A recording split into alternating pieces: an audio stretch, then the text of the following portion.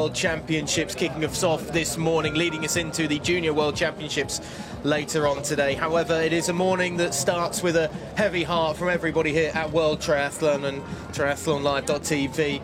It's with great sadness that we can inform you that two participants, one from Mexico and one from Great Britain, yesterday have died at the World Triathlon Torremolinos Andalusia AG Sprint Distance World Championships taking place yesterday. Our deepest condolences go to their respective family, friends, nation federations and all of the triathlon family. World Triathlon, the Spanish Federation and the LOC are in contact with their families to provide all the support needed in these difficult and sad times.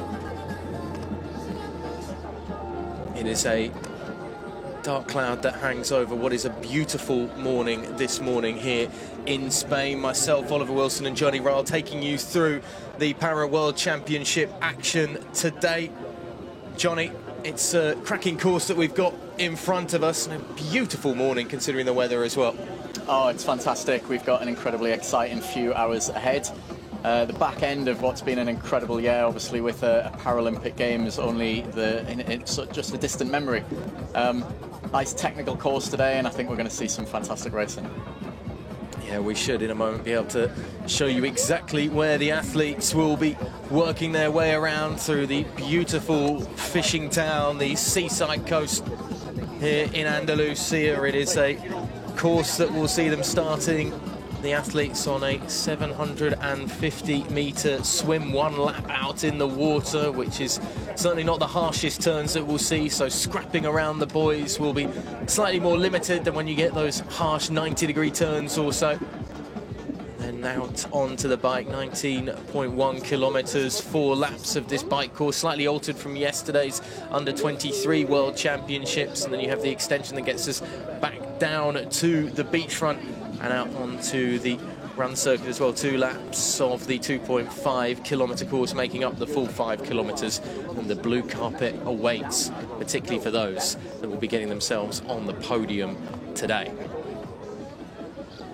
Fast then in the final 5 kilometres. There is a slight uphill on that bike course as well. That's not too taxing, but will just strain the legs slightly for the athletes. And well, reasonably calm waters. There's a little bit of choppiness out there this morning, but about as flat as the athletes would relatively really wanting to be hoping for today out there in the water. This should lead to some promising swim times for them. We should in a moment be able to take a look at the start list. And Johnny, there's a lot of impressive athletes out there this morning today. There's a few as well though that we're missing. It's, I imagine, because we've had such a busy schedule with the summer, with everything's built up to obviously Paris 2024 and the Paralympics finally coming and going, and we are starting that new Olympic cycle. But some people as well just need a break after 4 years of very intense work to get to what took place in the summer. Yeah, I think you summed it up really well. There's a few athletes here missing, and we'll point them out as the day goes on. I think all it allows, though, is some incredibly open racing, and for potentially some athletes where this might be their first World Champs or their first really big opportunity. So I think we're going to see equally as exciting racing. But yeah, some athletes build up for 4 years to get to Paris. They just needed to take a break to either assess their future or come back next year stronger. It doesn't mean that we're missing all of the medalists and the winners at Paris 2024, as we will be starting with the men's wheelchair to kick us off here in Torremolinos, and we've certainly got a few from the podium and others who found success at the World and European Championships in the past and this year as well. In terms of our first couple of races, who are you keeping an eye on today, Johnny? Yeah, I mean, you can see on the screen here the men wheelchair athletes up first, and I think there's no looking past Jets Plaat from the Netherlands. He has not lost a solo triathlon since 2015, and I think we would be hard-pressed to see him not come out today, be an absolute favourite. Apologies, we're just having some slight technical troubles down there. It's always difficult down at the start line when it's very busy and congested anyway, and our roaming cameras will try and bring you the best of all of the action. As well, if you're new to watching para-triathlon, you will soon recognise that we have to do a lot of jumping around with so many athletes out on course at various points at different stages of their races, as we go through the wheelchair athletes, the visually impaired athletes, the PTS5 athletes, all the way down to PTS2 through the ranking orders. And yeah, it can get quite convoluted. We will do our best throughout the competition to get you up to date with the runners and riders and where everybody is out there on track. And of course, we will bring you every single gold medalist coming down the blue carpet throughout this morning's encounter. It's a frantic one, to say the least, Johnny. I'm glad I've got you alongside me just as an extra pair of eyes and ears to keep up to date with everything going on. Yeah, I mean, one little tip if you are watching at home and it maybe isn't something you've seen too much before, the very first number that every athlete has on their arm or their leg or their piece of equipment indicates what class they're in. So you'll have seen the wheelchair athletes there had number 1, and that'll work through 2, 3, 4, 5 and 6 for the VI athletes. So if you are looking and it's a busy screen, you can see a number and at least understand which race somebody's in, but we'll do our best to keep everyone in the loop. Yeah, we'll try and keep you up to date with everything going on. One athlete that will certainly be eyeing plenty of success today is in the men's PTS4 category, the American Carson Clough, second in Paris this year with that silver medal. Superb outing for him behind Alexis Honkincon, as everybody tends to be behind Alexis Honkincon. We caught up with the American before his action this morning.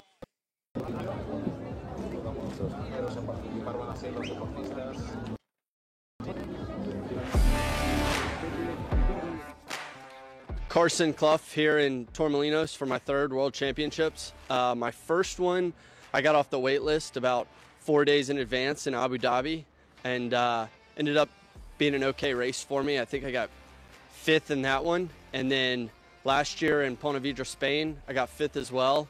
I had quite the race. I was dealing with a few sicknesses prior, but still had some fun. And now we're here back in Spain, so trying to avoid the sickness. I'm not here last minute, so we'll see how it goes. I was in a boat accident about 5 years ago, and that awarded me my peg leg on my right side. My left side actually sustained some damage too, but the doc was able to put me back together.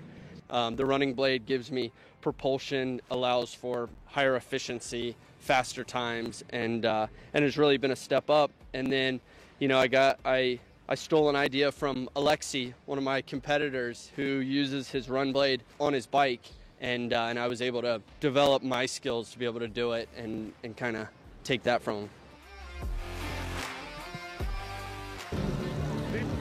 You take anything you can from Alexis Honkincon, of course, the Frenchman who is very much one of the stars of Paris 2024 and one of the stars as well of that men's PTS4 category. Hasn't lost since August 2019 in a solo event. Elsewhere, in the women's wheelchair category, Lauren Parker is one of the standouts, the Olympic gold medalist, and she's one of a number of athletes who's here in Torremolinos who is looking to do the Triple Crown, having won the Oceania title as well this year. Her and Kendall Gretsch have had some fine battles, but we caught up with Lauren just before the weekend really kicked off and got underway for her.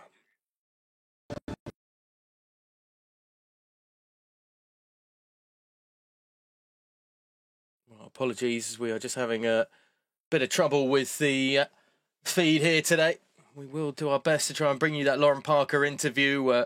Incredible athlete, and Johnny, one of those battles that we see across the para-triathlon categories with Kendall Gretsch, which has certainly entertained us. But you just get the feeling that in 2024, Lauren's been able to take that extra step and just put the American kind of in the rear slightly. Yeah, I mean, we'll see this race unfold very, very shortly, and like you said, it's always an exciting race. We'll explain what the time factors mean, but ultimately Lauren Parker will start 3 minutes and 38 seconds ahead of Kendall because their disabilities are slightly different. So it's a game of cat and mouse, but like you said, Lauren has certainly gained experience over the last couple of years, and she certainly goes into today as strong favourite. Yeah, strong favourite in a strong category as well, though, with Leanne Taylor as well, the Canadian, who was 3rd on the podium in Paris this summer. Just keeping an eye on those two, scrapping it perhaps out of the front once again.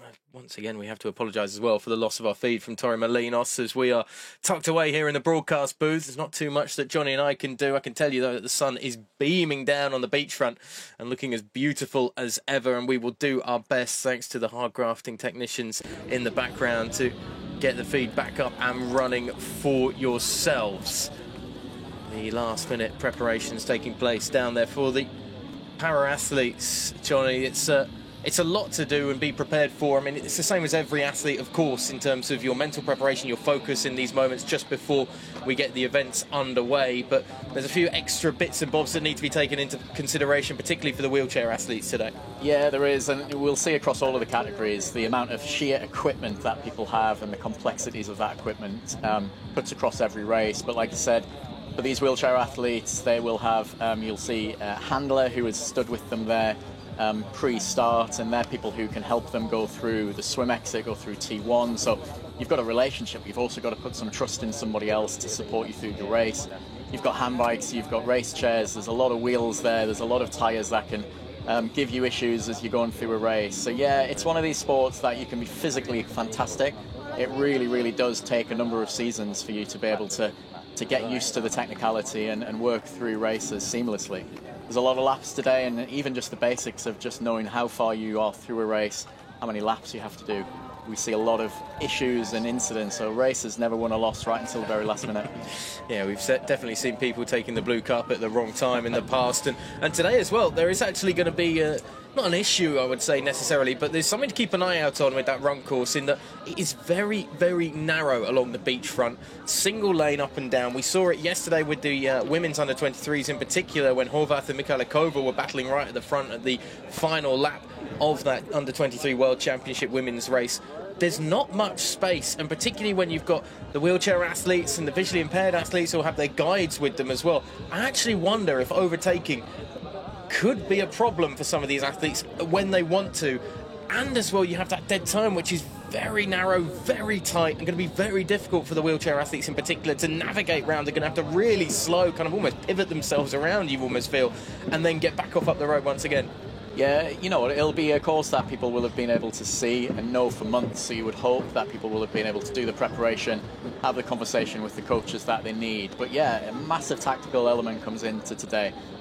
We've got 4 hours worth of racing, so the races will be spread out enough, so hopefully we won't have too many races impacting on other events in other categories. But yeah, whether you are trying to sprint to a finish line in a race chair where you can be going 20 miles an hour plus, or you're running it, you know, at your fastest and you've got a guide by your side, it just adds to the element of decision making, really. And we often see the people who cross finishing line first, they're not just the fittest, but they make fantastic decisions tactically to push on at the right time and not leave it to chance. Yeah, it's that sporting intelligence that, you know, the best in the world have over everybody else, and that ability to read and react to the moments in time.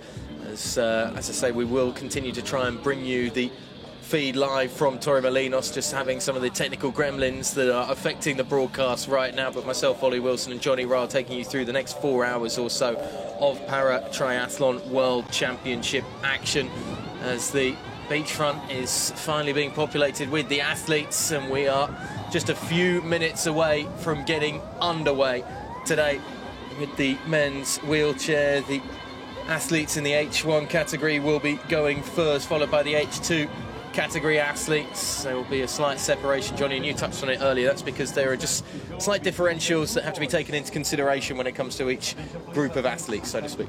Yeah, so the men will be split into 2 different groups. One will start 3 minutes ahead of the other, and in essence you've got athletes here competing in race chairs and in handbikes, but the difference in disabilities across that entire spectrum is huge. So you have the athletes who are starting first who are higher impaired. They may be spinal cord injured, or quadriplegic even, where all 4 limbs are impacted, whereas an athlete starting 3 minutes later will just have a slightly less impacting disability.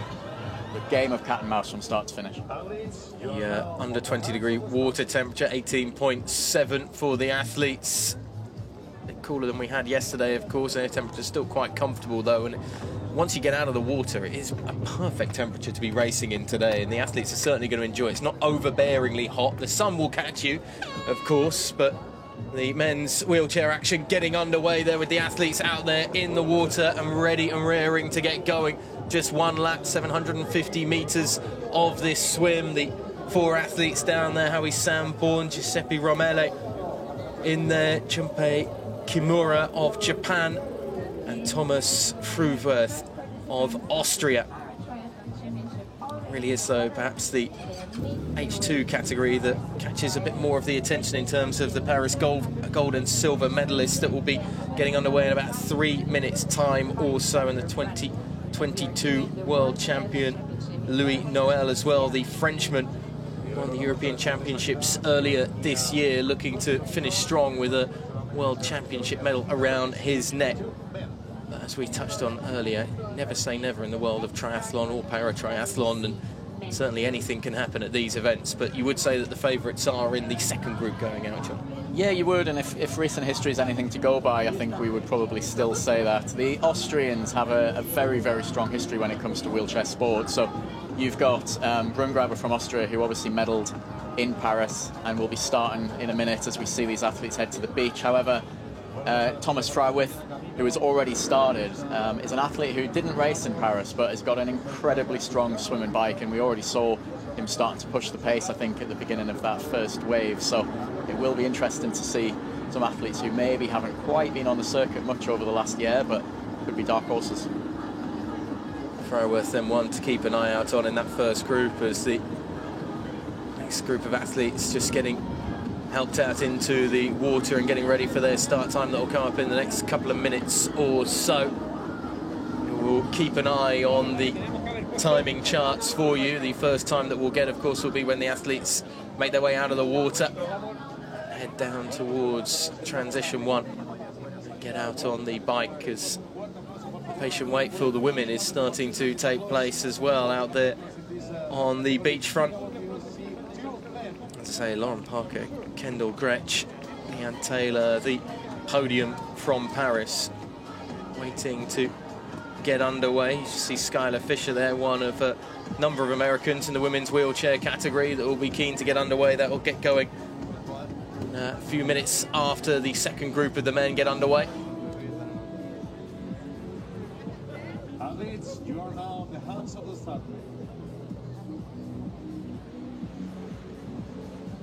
Must be agonisingly anxious time when you're sat there in the water and you can already see part of your category and the other men in your field already out and making their way up towards the boys.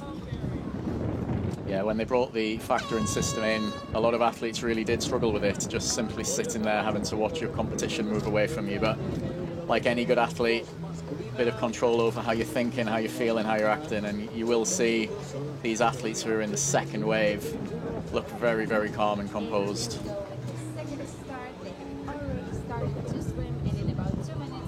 Well, there is Lauren Parker, the standout looking to do the Triple Crown, as we touched on earlier.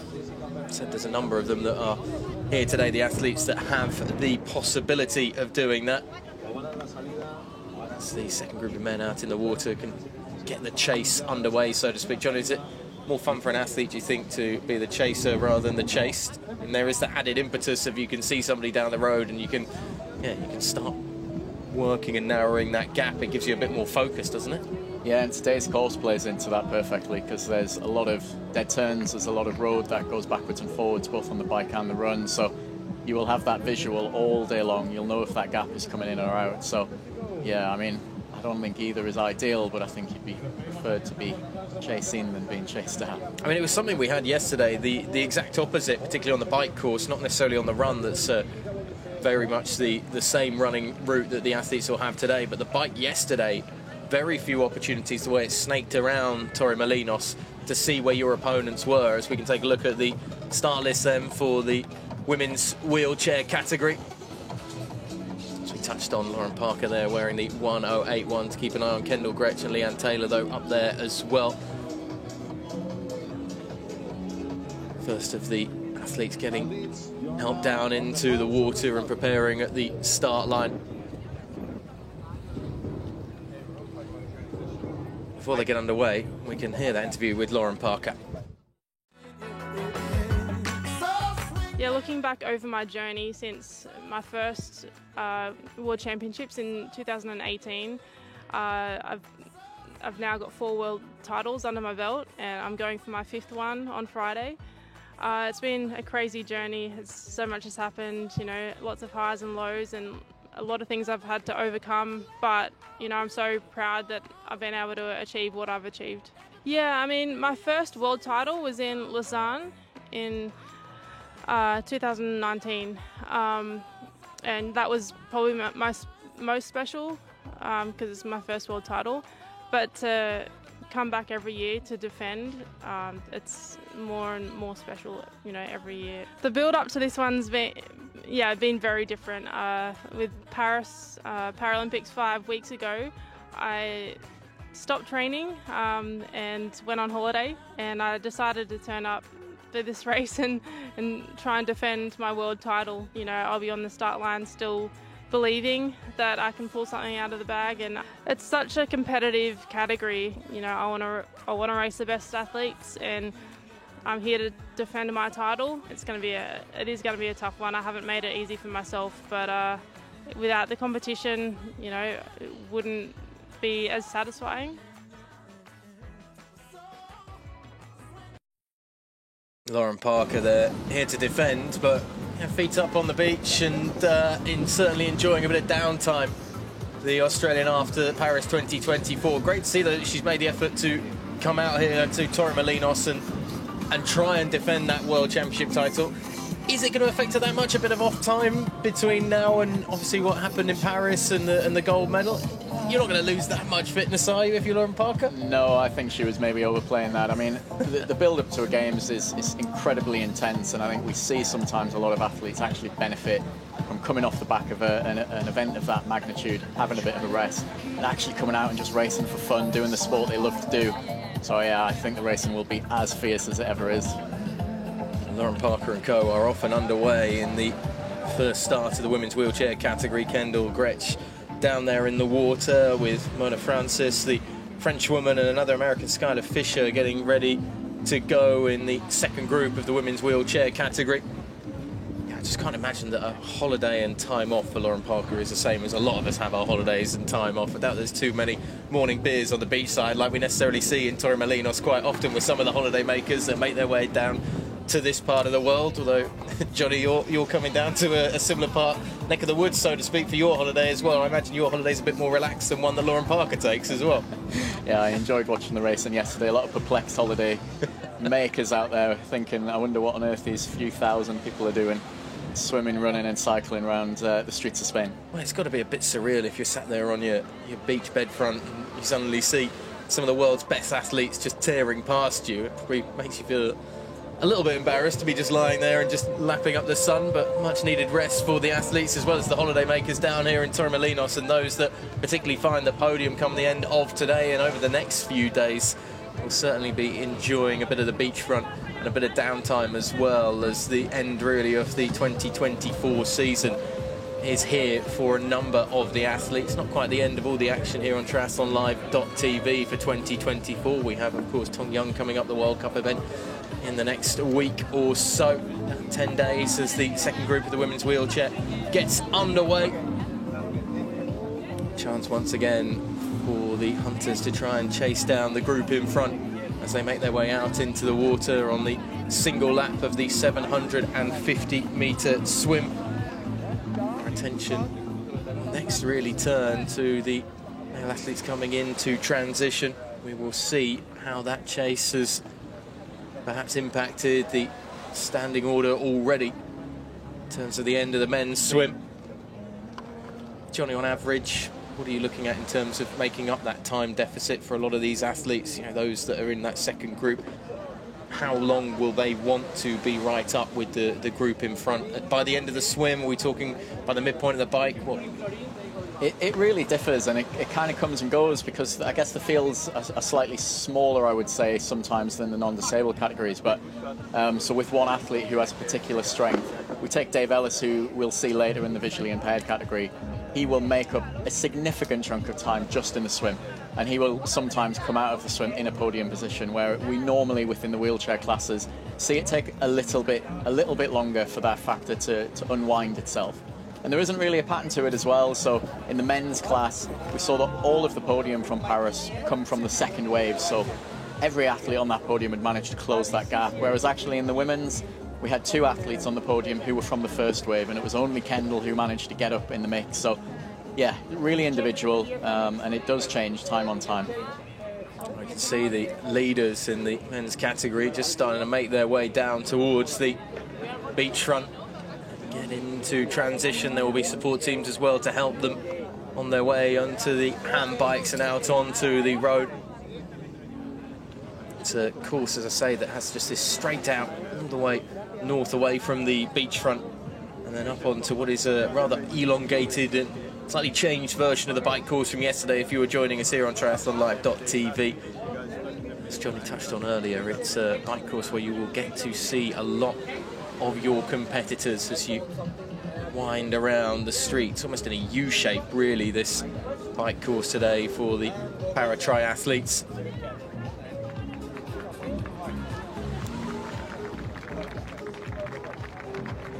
Great to see the support coming from the beachfront as well as the first of the athletes are getting out of the water.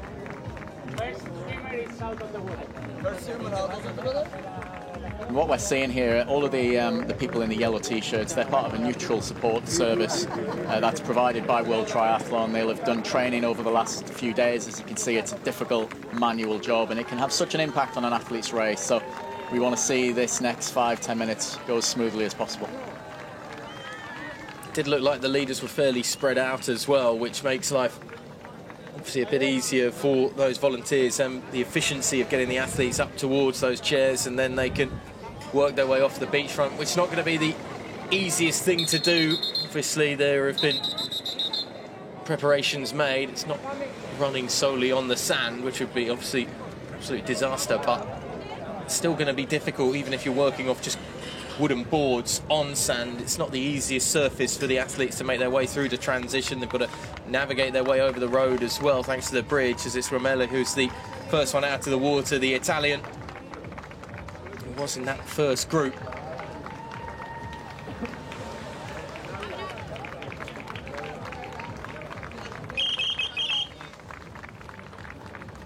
Support teams on hand to help the athletes as they come in.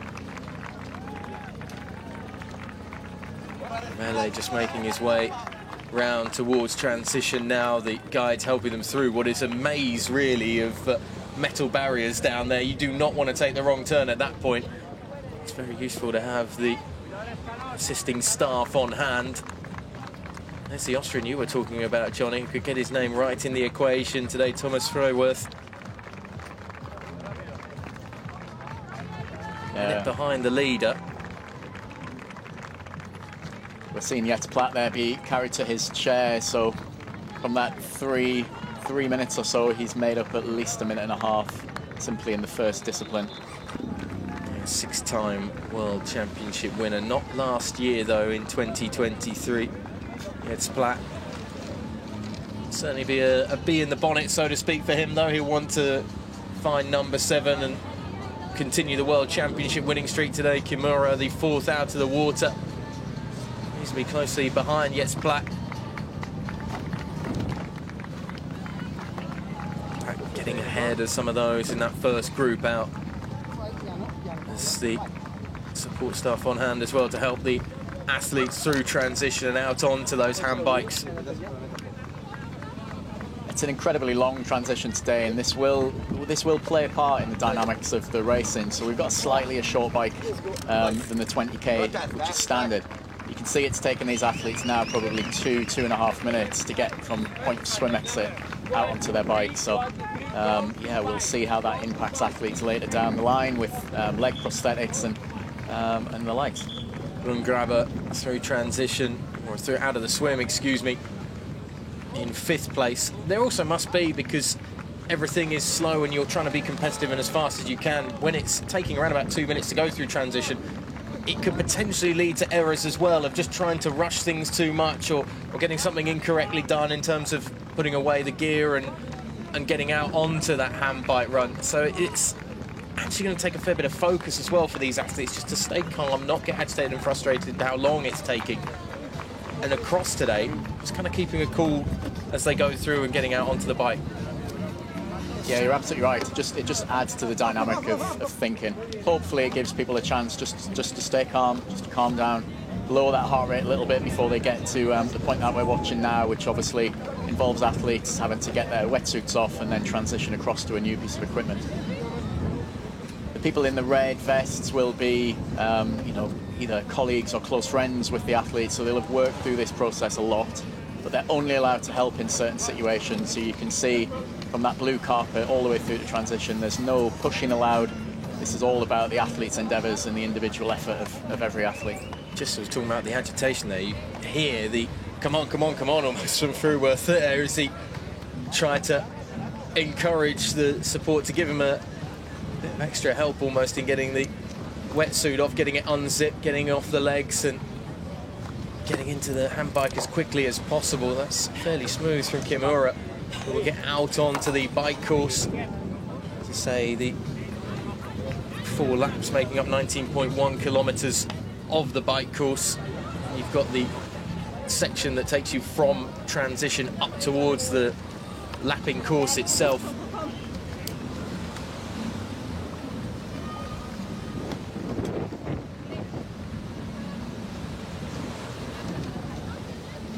Almost looks eerily calm considering everything else that's taking place out there in transition.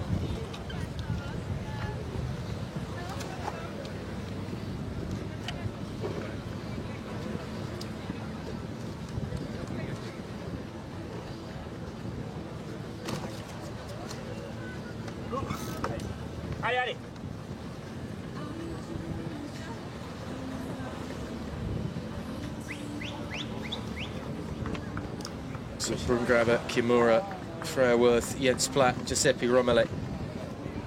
Reverse order, the ones out through transition.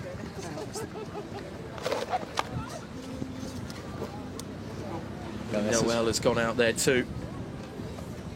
And this is where you will see the factors start to unravel. So Jens Platt took a place in transition, came out the swim a minute 30 down, left transition a minute 15 down. So there's all of these little gaps and efficiencies that athletes will use to their advantage.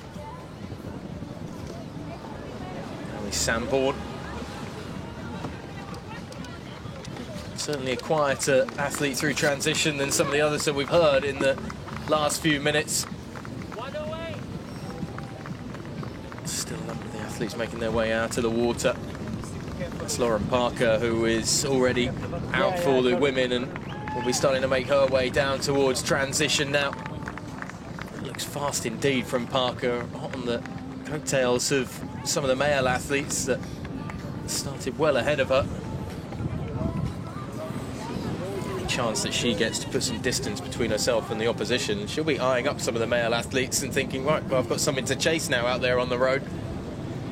That really will help. I think Lauren's just swam a swim time just seconds over 13 minutes, which, when you look at it, would have been the 3rd fastest man out on the course today in the swim. So a fantastic start by Lauren. As we see her now start to head towards T1. Yeah, only Thomas Fruworth and Giuseppe Romele have a faster time. Even Jens Platt was 13 minutes and 16 seconds compared to Parker, the Australian. Confirmation of Parker's time up there on the screen for you was Eva Maria Morel Pedrero and Brenda Osnaya Alvarez, Spain and Mexico, while the next out of the water, the H1 category, the women's wheelchair, Jessica Ferreira as well. So Parker's got around about a minute over the rest of the field right now. What's been an excellent start for her. Attention will turn a little further back to see just where the likes of Kendall Gretchen making their way out of the water. Leanne Taylor, the Canadian as well, comes out. She's a minute 10 down on the leader, Parker.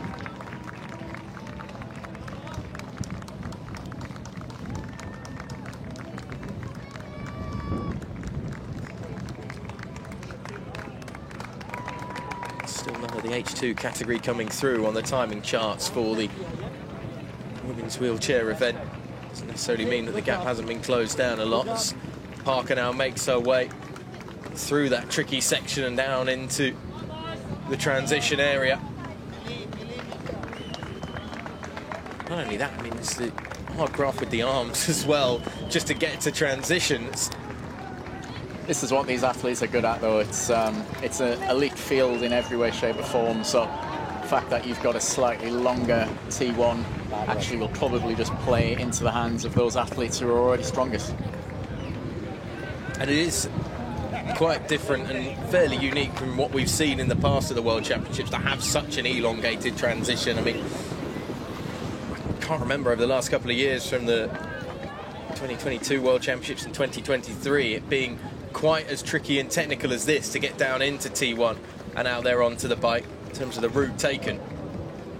Yeah, I mean, it's the beauty of triathlon, doesn't it? It changes every time. No one race is the same as the other, and I think it just breeds really adaptable athletes. And these athletes today will have had a chance to recce the course, understand exactly what they're there to do.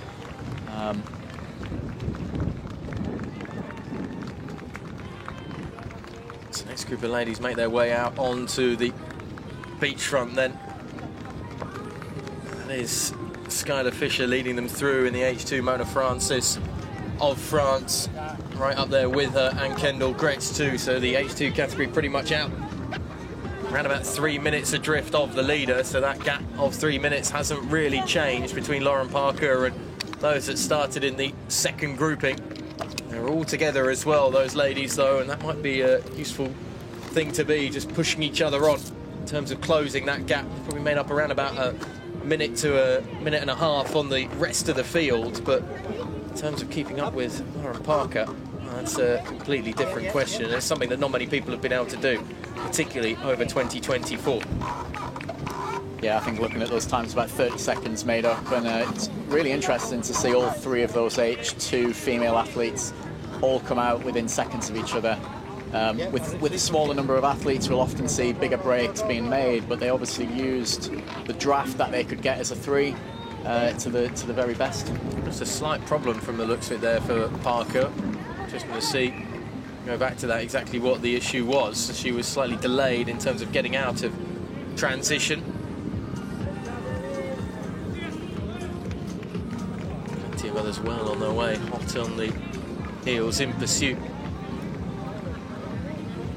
I have to say I didn't notice it, but last year at the World Championship she was sporting that wonderful gold helmet, which was almost putting a target straight on her back. If you turn up wearing gold, you kind of have to go out and get gold, I would imagine. Lauren's been very good at doing that, so I think we did definitely see the gold equipment in Paris, and she delivered.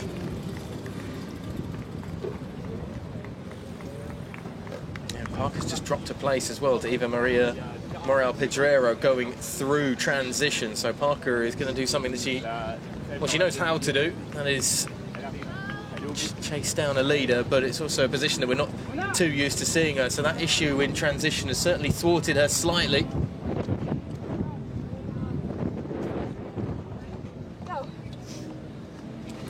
Maria Morel Pedrero then with around about a 23-second gap over Parker. Jessica Ferreira right alongside the Australian, going out of transition along with Brenda Osnaya Alvarez of Mexico.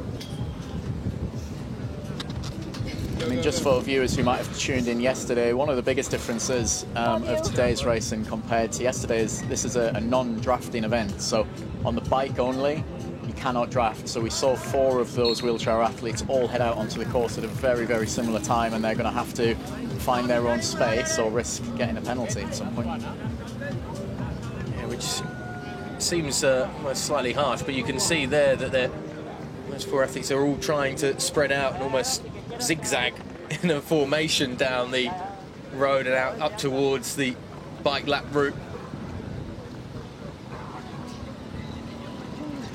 Yeah, I imagine that there might be some flexibility given in the first minute or so, but athletes will have to make a decision as to whether they drop back or whether they attack and push forward. Jets Platt in the meantime out there for the men on the bike, as the first of the laps is through already by Jets Platt. He's got a 6-second advantage over Giuseppe Romele, who was a minute or 2 ahead of him out of the water, so the Dutchman has wasted no time whatsoever in putting the hammer down early on. Thomas Fruworth is another one that we touched on earlier, and he's still in 3rd place right now, but Romele is keeping a sizable distance between he and the Austrian. Runkraber in 4th, trying to close the gap as well, but Platt just motoring on, and well, this is a position for some athletes you'd say out on all on your own at the front. You know, it's all about the mental game, but there's no worry about Jens Platt, is there, in this sort of role, because he knows exactly the times that he can put in, exactly the pace that he wants to go at, and he's more than happy to control his own tempo and pretty much everybody else behind him as well. Yeah, I mean, it might be easy to understate how good this athlete is, and he makes it look so easy, but he is one of the best athletes on the planet, whether that's a para-athlete, non-para. This is an athlete who in Paris just a month ago won the para-triathlon championships, gold medal there. He also then went across to cycling. He won a gold medal in cycling, and if he wasn't content with that, he also competed as a wheelchair racer in the marathon. He didn't win a medal there, and it's been a bit of a venture for his over the last couple of years. He's taken what is his weakest discipline and gone, okay, I now need to learn how to compete with the very, very best wheelchair racers on the planet. So not content to just let it sit with 2 sports. He was there in 3 sports at the Paralympic Games, which is just outstanding.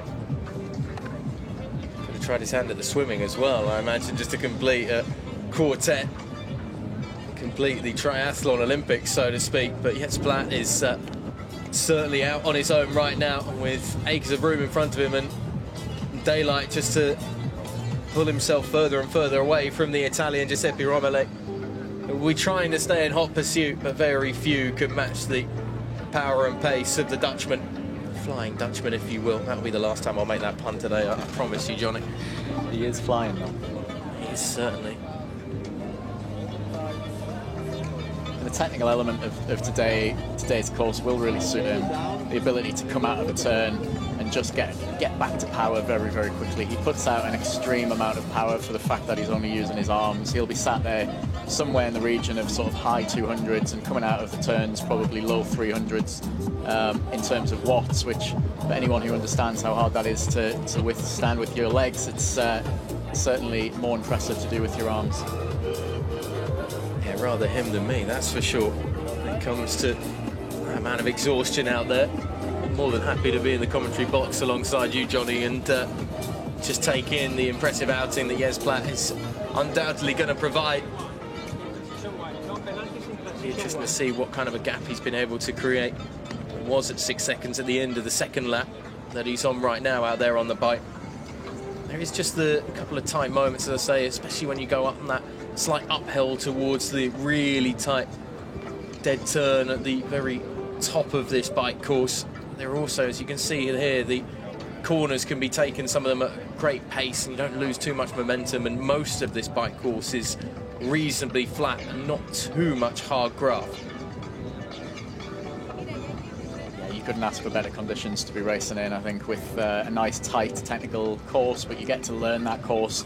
It's almost like go-karting. You're going to go around it that many times that you'll learn those corners, but nice dry conditions, so hopefully none of the races are impacted too much by anything outside of just how good the athletes are. So it's like go-karting, it's more like street racing with the speed that Jens Platt is putting in out there. Interested to see as well just how the first lap of the women is taking shape. Still yet to go through a time split at the moment. You can see there 34 seconds, so Jens Platt has just added 30 seconds or so to his lead out there on the bike. Keeping the Italian well and truly at bay and watching him fade away into the distance, although Lisa Brungraber and Freerworth have been able to just maintain that gap. Brungraber was about 1:30 behind at the last split that we saw for Jens Platt, I think it was, so it's holding in terms of the Austrians. They're perhaps just starting to close in and eye up the Italian ahead of them. Maybe think that there might be a passing opportunity, because 30 seconds has been taken out of the gap between second and third right now. Yeah, there's no surprise with Florian Brungraber making the podium as he did in Paris. When it comes to the bike that we're watching now, and then the run element that he'll do in a chair, he is an absolutely outstanding athlete. He was the fastest wheelchair racer within the para-triathlon in Paris, so that just shows you the standard that he is. So he will be chasing hard all the way through to the finish line. Louis Noel, 3 minutes adrift, the European champion. Vichy in France. I mean, there's a number of athletes who've had success in Paris and in Vichy, which shows that running on French soil is certainly perhaps a key for some of them, particularly some of the French athletes who've been buoyed by the home nation support at the Euro Champs and at the Olympics this year. I think I read somewhere that Alexis Honky-Conte, the one thing that maybe could slow him down today is the fact that, well, he's not running in France, but that never seemed to put him off any other year, so I don't know why it would change too much. But Honky-Conte, of course, will be looking to keep his winning streak going later on today. The streak stretches all the way back to August 2019, incredibly. He's not far from France, and I don't suspect it will trouble him too much. There's a radius of limitation on it. If you step too far out the other side of the planet, maybe it might affect Honky-Conte, but it hasn't done before. This doesn't seem to be affecting Jets Platt, that's for sure. The Dutchman is just continuing to motor on out there. It's almost more enjoyable as well for our motorbike cameras that have something genuinely to chase down as well when he gets going.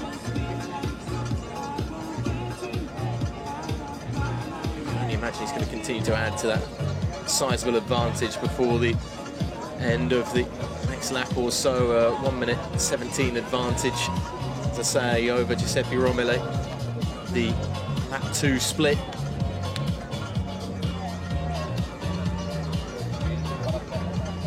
Still no sign on our timing charts yet of the first of the ladies to come through in the women's wheelchair outing. As soon as we get that, we will bring that to you, though. See how Lauren Parker is doing in trying to get herself back to the front of the equation after certainly a slow and delayed trip through T1. See her just looking at something maybe around the chain of the bike, it looked like for a brief moment, as Jessica Ferreira has gone through that first split as the first of the ladies to go through the Brazilian. Leads the group right now. Eva Maria Moral Pedreiro is 19 seconds behind in third, with Lauren Parker 18 seconds behind the Brazilian in second place. So Parker and Moral Pedreiro perhaps working together to try and reel in Jessica Ferreira. Leanne Taylor, the Canadian, 33 seconds back as well. I think if you were Kendall Gretsch's coach right now, you would be trying to get that information to her as quickly as possible, because that's probably not what we would have expected. 3 athletes all within the space of 30 seconds, 4 athletes all within the space of 30 seconds. Parker's not exactly made up a huge amount of ground either. It's only about 5 seconds or so from transition, and then that first lap of the bike. It's about 23 seconds or so that Parker was behind the leader going out of T1.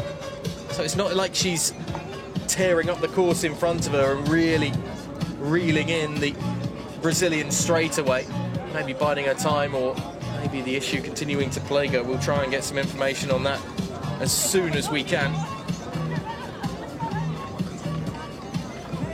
But yeah, it'd be interesting to see where Kendall Gretsch comes through now at the end of this first lap. And there she goes, 1 minute 33 off the leader.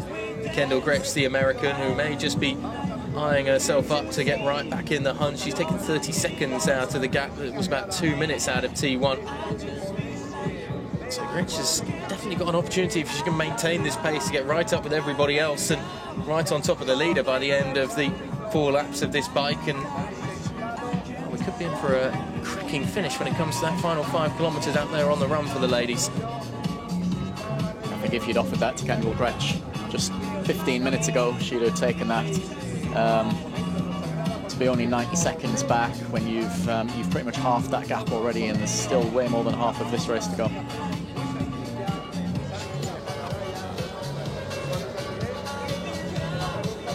No such worries right now for Jets Platt, however. For him, this just almost looks like a gentle stroll on the beachfront, so to speak, out there on the hand bike. This is so comfortable. Of course, it doesn't have much elevation like this as well. You see it, and you can just see it's easier for him to maintain a pace and cadence and a tempo as well. Barely has to break stride aside from a couple of the corners or so, with the arms just motoring round. I mean, if there's any risk that Yates might have a slight weakness, which I'm probably overplaying it here. Tentative to say this, surely. He's a big guy. He's a very, very strong athlete. So anything that is too uphill, you would imagine a slightly lighter hand cyclist specifically might have a little bit of advantage. However, like you say, you've got a pan flat course today, so power to weight tends to not really come into this too much. It's just about power, and there will be nobody in this field who will be close when it comes to the power output that Yates will have. So, yeah, I think it might look easy. The best athletes in the world do make these things look easy, but he will be motoring at a pace which I do wonder whether anyone can cope with. Yeah, well, the gap's gone out by just a couple of seconds more between he and Thomas Frierwerth, who's now been able to envelop and take the position of Giuseppe Romele. The Italian dropping down to third. Brungrabber has also lost about 10 seconds or so on the leader, but trying to gain time on the Italian, who's already dropped about 1 minute 40 seconds off the high-flying Yates Platt.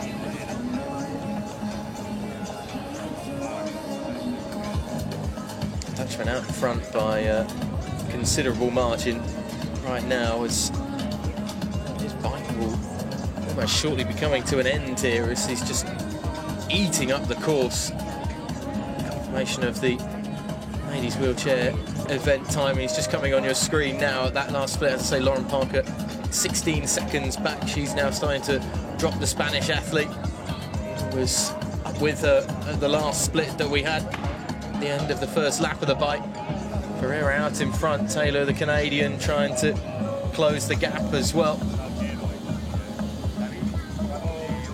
Taylor, though, seeing that advantage just start to eke out a little bit more. So Parker really looks like she's the one, the only one that's on the chase right now for Jessica Ferreira. Just keep an eye on Kendall Gretsch as this bike continues to play out. We're keeping a watchful eye on Yates Platt.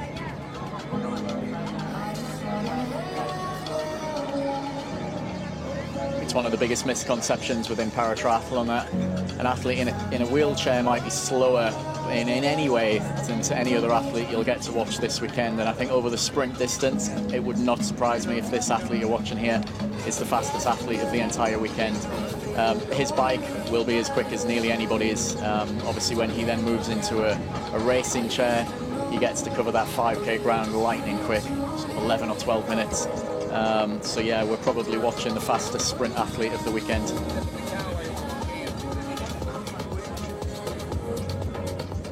I think that's confirmed by the fact that there isn't a single soul around him on the course except for that bike as well. Our moto cams that are just about keeping up with Yates Platt. We've already seen Yates lap a number of athletes, and I think that's probably his only risk and watch out for the rest of this bike course. But once he gets into his race chair, I think he will be the only athlete on that run course for a considerable amount of time. It's going to be a lonely run, isn't it? It's a lonely job in general for Yates Platt today, but when he comes back down the beachfront on that run, he's not going to see anybody else coming the other way that might be putting him under any sort of duress until maybe perhaps that second lap of the run. A few might start to trickle their way through. I think we saw it in Pontevedra last year, though, that you've got to stay focused and you can't take anything for granted. I think he had a puncture in one of the tyres in his race chair last year, and we suddenly saw that gap come down, and probably the only race he hasn't won in a number of years. So he'll want to be taking as much time whilst he can. This is the uphill and then the very tight hairpin before the downhill, that dead turn that they have on this bike course. He back round and he starts to wrap up really his time out there on the hand bike. Even the dead turn taken with a considerable amount of pace, just because he's able to pick his lines so easily through there. Taking the apex very neatly and giving him a very comfortable exit with plenty of speed, as the Austrian Brungrabber has now been able to catch Giuseppe Romele and take that position. So it's Dutchman followed by two Austrians out there, but a minute 30 gap separating first and second right now.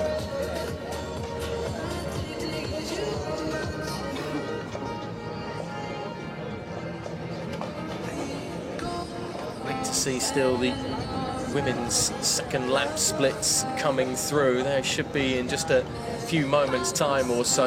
As touched on earlier today, as the action on track is often difficult to follow, but we will do our best on the timing charts to update you with everything that is taking place down there as the visually impaired athletes are getting set to get underway as well. And there'll be somebody who will be a great focus, of course, when it comes to the men's visually impaired category. Johnny, an athlete that you know probably inside out and almost better than himself. I can imagine perhaps Dave Ellis down there, who once again continues to impress at this level and at every single level in terms of visually impaired triathlon and to the triathlon world in general. Is there anybody in the start list that you think can catch the British athlete today wearing 626? Yeah, I mean, Dave Ellis obviously coming off the back of a fantastic summer European champion, Paralympic champion, a title he's been chasing for a number of years. But again, this racing is always very, very tight, and the French have a fantastic team.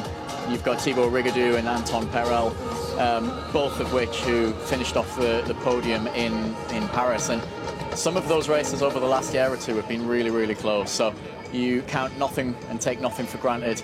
Again, like a lot of these athletes, it's a long year, and potentially when that highlight of your year has been delivered, you never know. You never know how other athletes are either going to step up, or you might just be feeling the tightness of the year. But I think Dave and Luke, his guide, will certainly be going into here as strong favourites.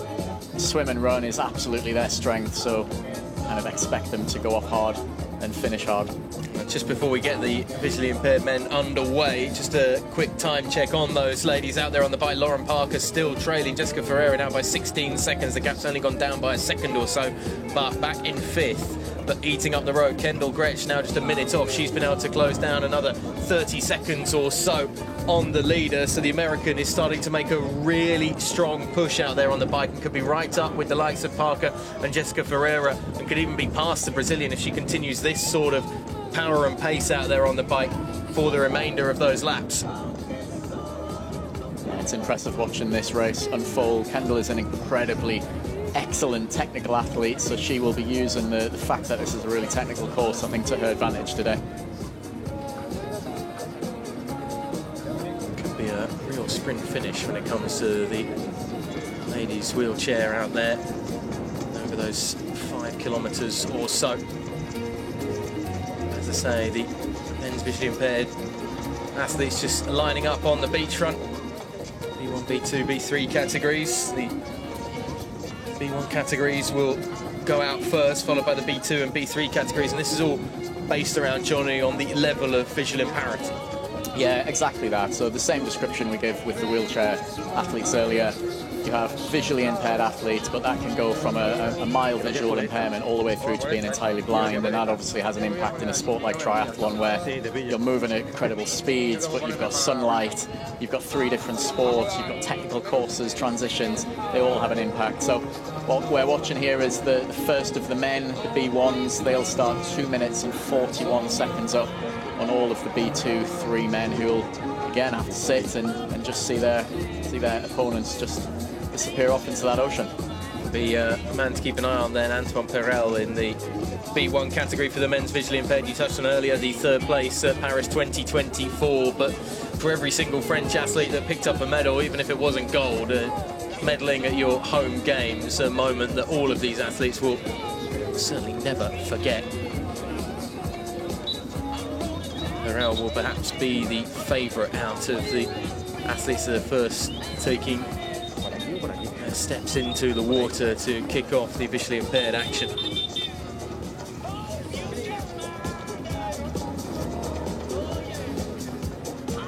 Got a number of athletes across today who had some really bad luck in Paris as well, and one of the athletes who'll be racing in this men's visually impaired category is Hector Lampara from Spain, and he has been an absolute stalwart of the visually impaired category over the years, and he has been world champion, multiple race winner in himself, so you'll have a number of athletes potentially who today is the absolute pinnacle of their year, and they'll be wanting to get some justification for what happened to them in France. He'll also be quite happy to see Antoine Perel and Owen Ramirez in the rank and file for the men's visually impaired athletes, only because otherwise he'd be the old hand, so to speak, wouldn't he, in this category. Dave Ellis as well, just a couple of years older. It's always the interesting aspect that we get in para-triathlon that we sometimes get as the men's visually impaired athletes get underway, then out there in the water for their 750-metre swim. But you get some athletes, you know, like a Dave Ellis, that are very dominant in their category at their level. And then there's sometimes just a young gun that starts to come up and come through the ranks, so to speak, as Jets Blatt is out onto the run now for the wheelchair athletes as he's off the handbike and straight out through transition. 44 minutes for the Dutchman to get through lap 4 of the bike, and it's only going to be an extra minute or two added onto that. 45 minutes 36 to get out onto transition. Blistering times from Blatt. No sign yet of anybody else following hot on his heels. Everybody else around about a minute 30 back or so. Be interesting to see if the Austrian duo in second and third have been able to make up any of that time. In the meantime, the visually impaired athletes are making good pace out there on the course, as we can see the leader of the women's wheelchair event right now, Jessica Ferreira, leading by around about 16 seconds or so. She'll know that she's got two of the powerhouses of this sport right behind her. Kendall Gretsch has now got herself up into third at the last split, 48 seconds now off the leader. She continues to eat into that time. She could only be about 30 to maybe even 20 seconds off Ferreira. We're still keeping that gap between her and Parker of around about 16 seconds or so. I mean, what is a comfortable gap to have over Lauren Parker? Is there a comfortable gap to have over Lauren Parker?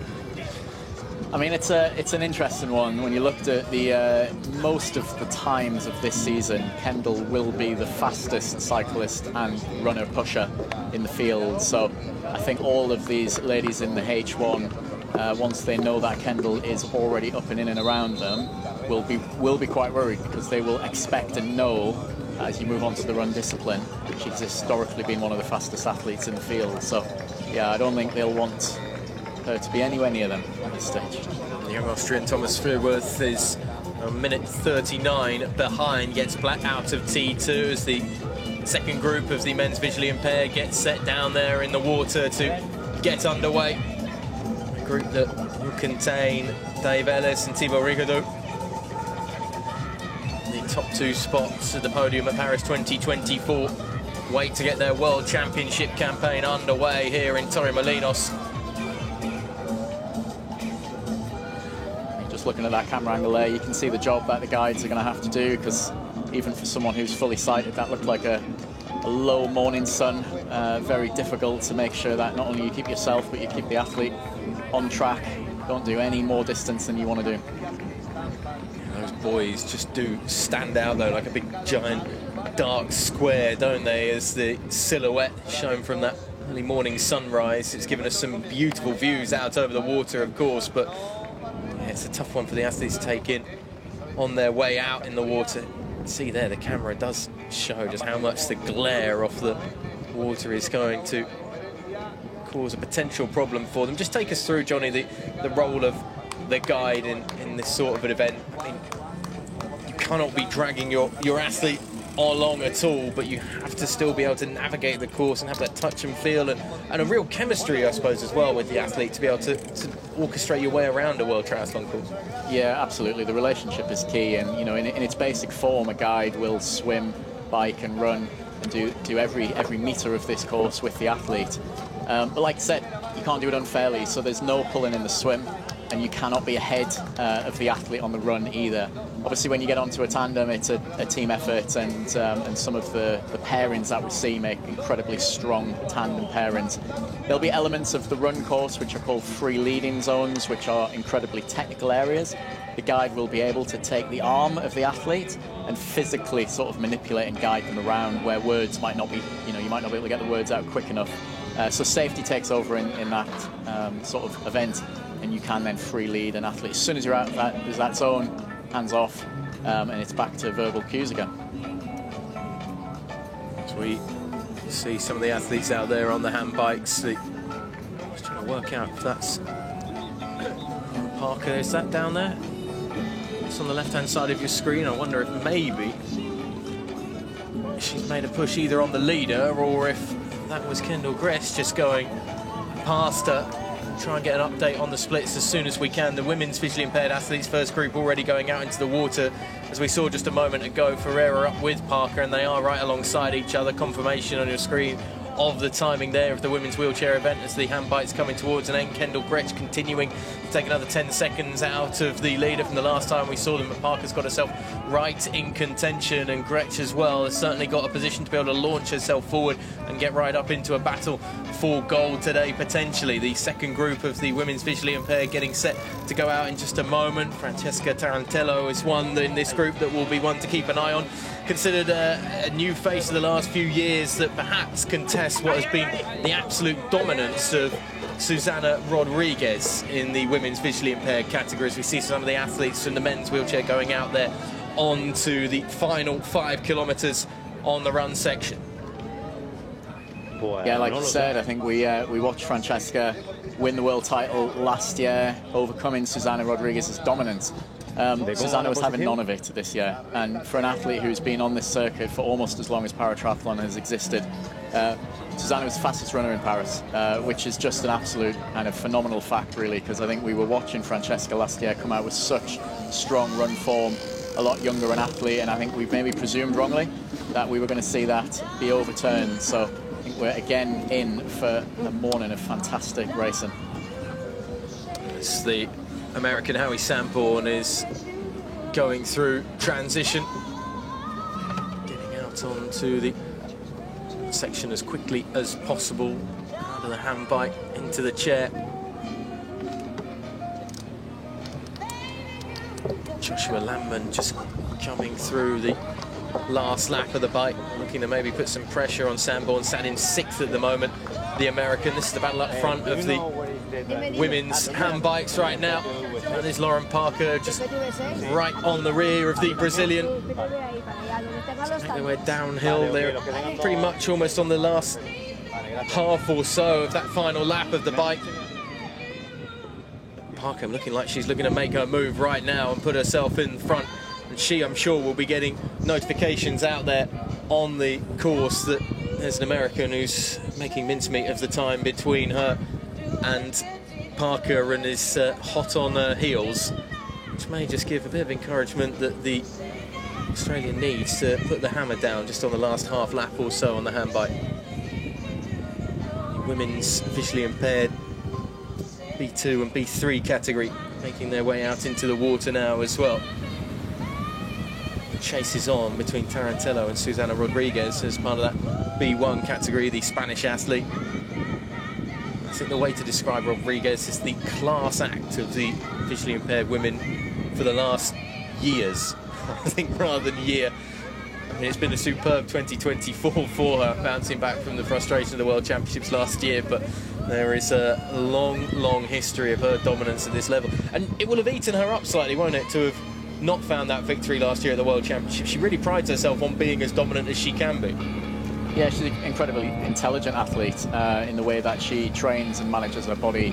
So you could probably look at that and think she learnt a lot from last year's World Champs, which she will have absolutely taken into this year, overcome some of her weaknesses to come out dominant in Paris. And I think we were talking about the potential for drafting earlier. We just saw one of the referees tell the Brazilian athlete here just that she needed to back off. So Lauren Parker had made her move. And then once you're ahead, that's your position. So it's then down to the other athlete to drop back, and you can see that gap has gone out straight away.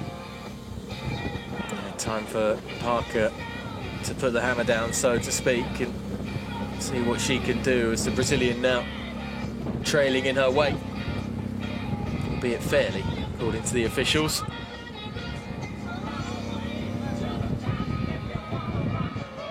So Ferreira in second right now. Interesting, going to look back to see if Kendall Gretsch is just coming into eyesight, perhaps, of the leading two. She won't be too far behind. So they're coming through to almost finish off their 4th lap of 4 out there on the handbike. Attention will turn in a moment back to T1 as well, as the visually impaired athletes will start to come through. To distant fashion, swear out on the run, gets flat, has extended his advantage after lap 1 to 2 minutes over Thomas Fuhrwerth, excuse me. Florian Brungraber in second, 2.5 minutes adrift of the Dutchman. Only around about 20 seconds separating the Austrian duo, however, so it could be a good battle between those two for the second and third spots behind Jets Platt, but Platt out on his own right now. And the thought that we had earlier today with Thomas Fuhrwerth from Austria, that he could potentially be a bit of a dark horse, hasn't raced too much in the sport, didn't race this summer. You can see with half of the run gone, he is still second only to Jets Platt and ahead of Florian, who finished second in Paris. So Thomas having an absolutely fantastic race today, and again, hopefully a new athlete who can come in and really mix up the podiums in years to come. No doubt there'll be a look and a wonder, though, this sort of performance of, even if you are the up-and-coming star, how on earth do you get close to an athlete like Jets Platt right now in that category? Because the dominance is on show today already. As I say, already 1 lap of 2 through the final section of this para-triathlon. So just see some of the visually impaired athletes starting to make their way back towards the waterfront when, as I say, we will start looking at the T1 section. But this is going to be the first gold medal of the day here from the Para-Triathlon World Championships in Torremolinos. It's no surprise at all that it's the Dutchman who takes first in the men's wheelchair category. Jets Platt, dominant as ever, with a lead of around about 2 minutes over the rest of the competition. No one really got near him today, and it's just another gold to add to the collection and another World Championship at that. Hardly, I suppose, surprising, Johnny. It's not a surprise, but I just don't think we can underestimate what we're watching here. A generational athlete. It's an absolute honour to be able to watch and speak of an athlete who just puts out performances, has taken this sport to a new level. And like you said, you might not have an athlete who can catch him just yet, but he will absolutely be inspiring that next generation of just what's possible. Do you get the feeling it's the kind of athlete as well that would enjoy the test? He'd love it. He would absolutely love it. I think genuinely with an athlete like that, and you see with his endeavours over the wheelchair marathon at the Games, he knew he wasn't going to be going into there to win or even to medal, but it's just about his standards. It's about trying to be the very, very best he can be. So yeah, I think he would love that competition in this sport.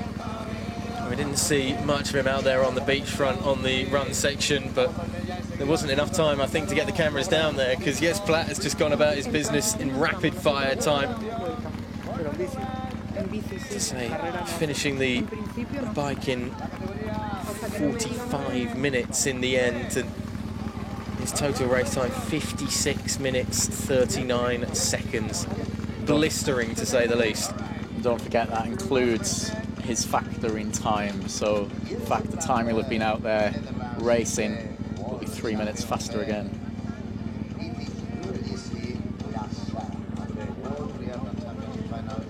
See how quick he's been, because there are some of the athletes that are still coming around and only just finishing their first lap out there on the run. As I say, a gap around about 2 minutes between first and second when it comes to the men's wheelchair category, and this should be Thomas Fuhrwerth, unless there has been a huge push by Florian Brungraber right at the end.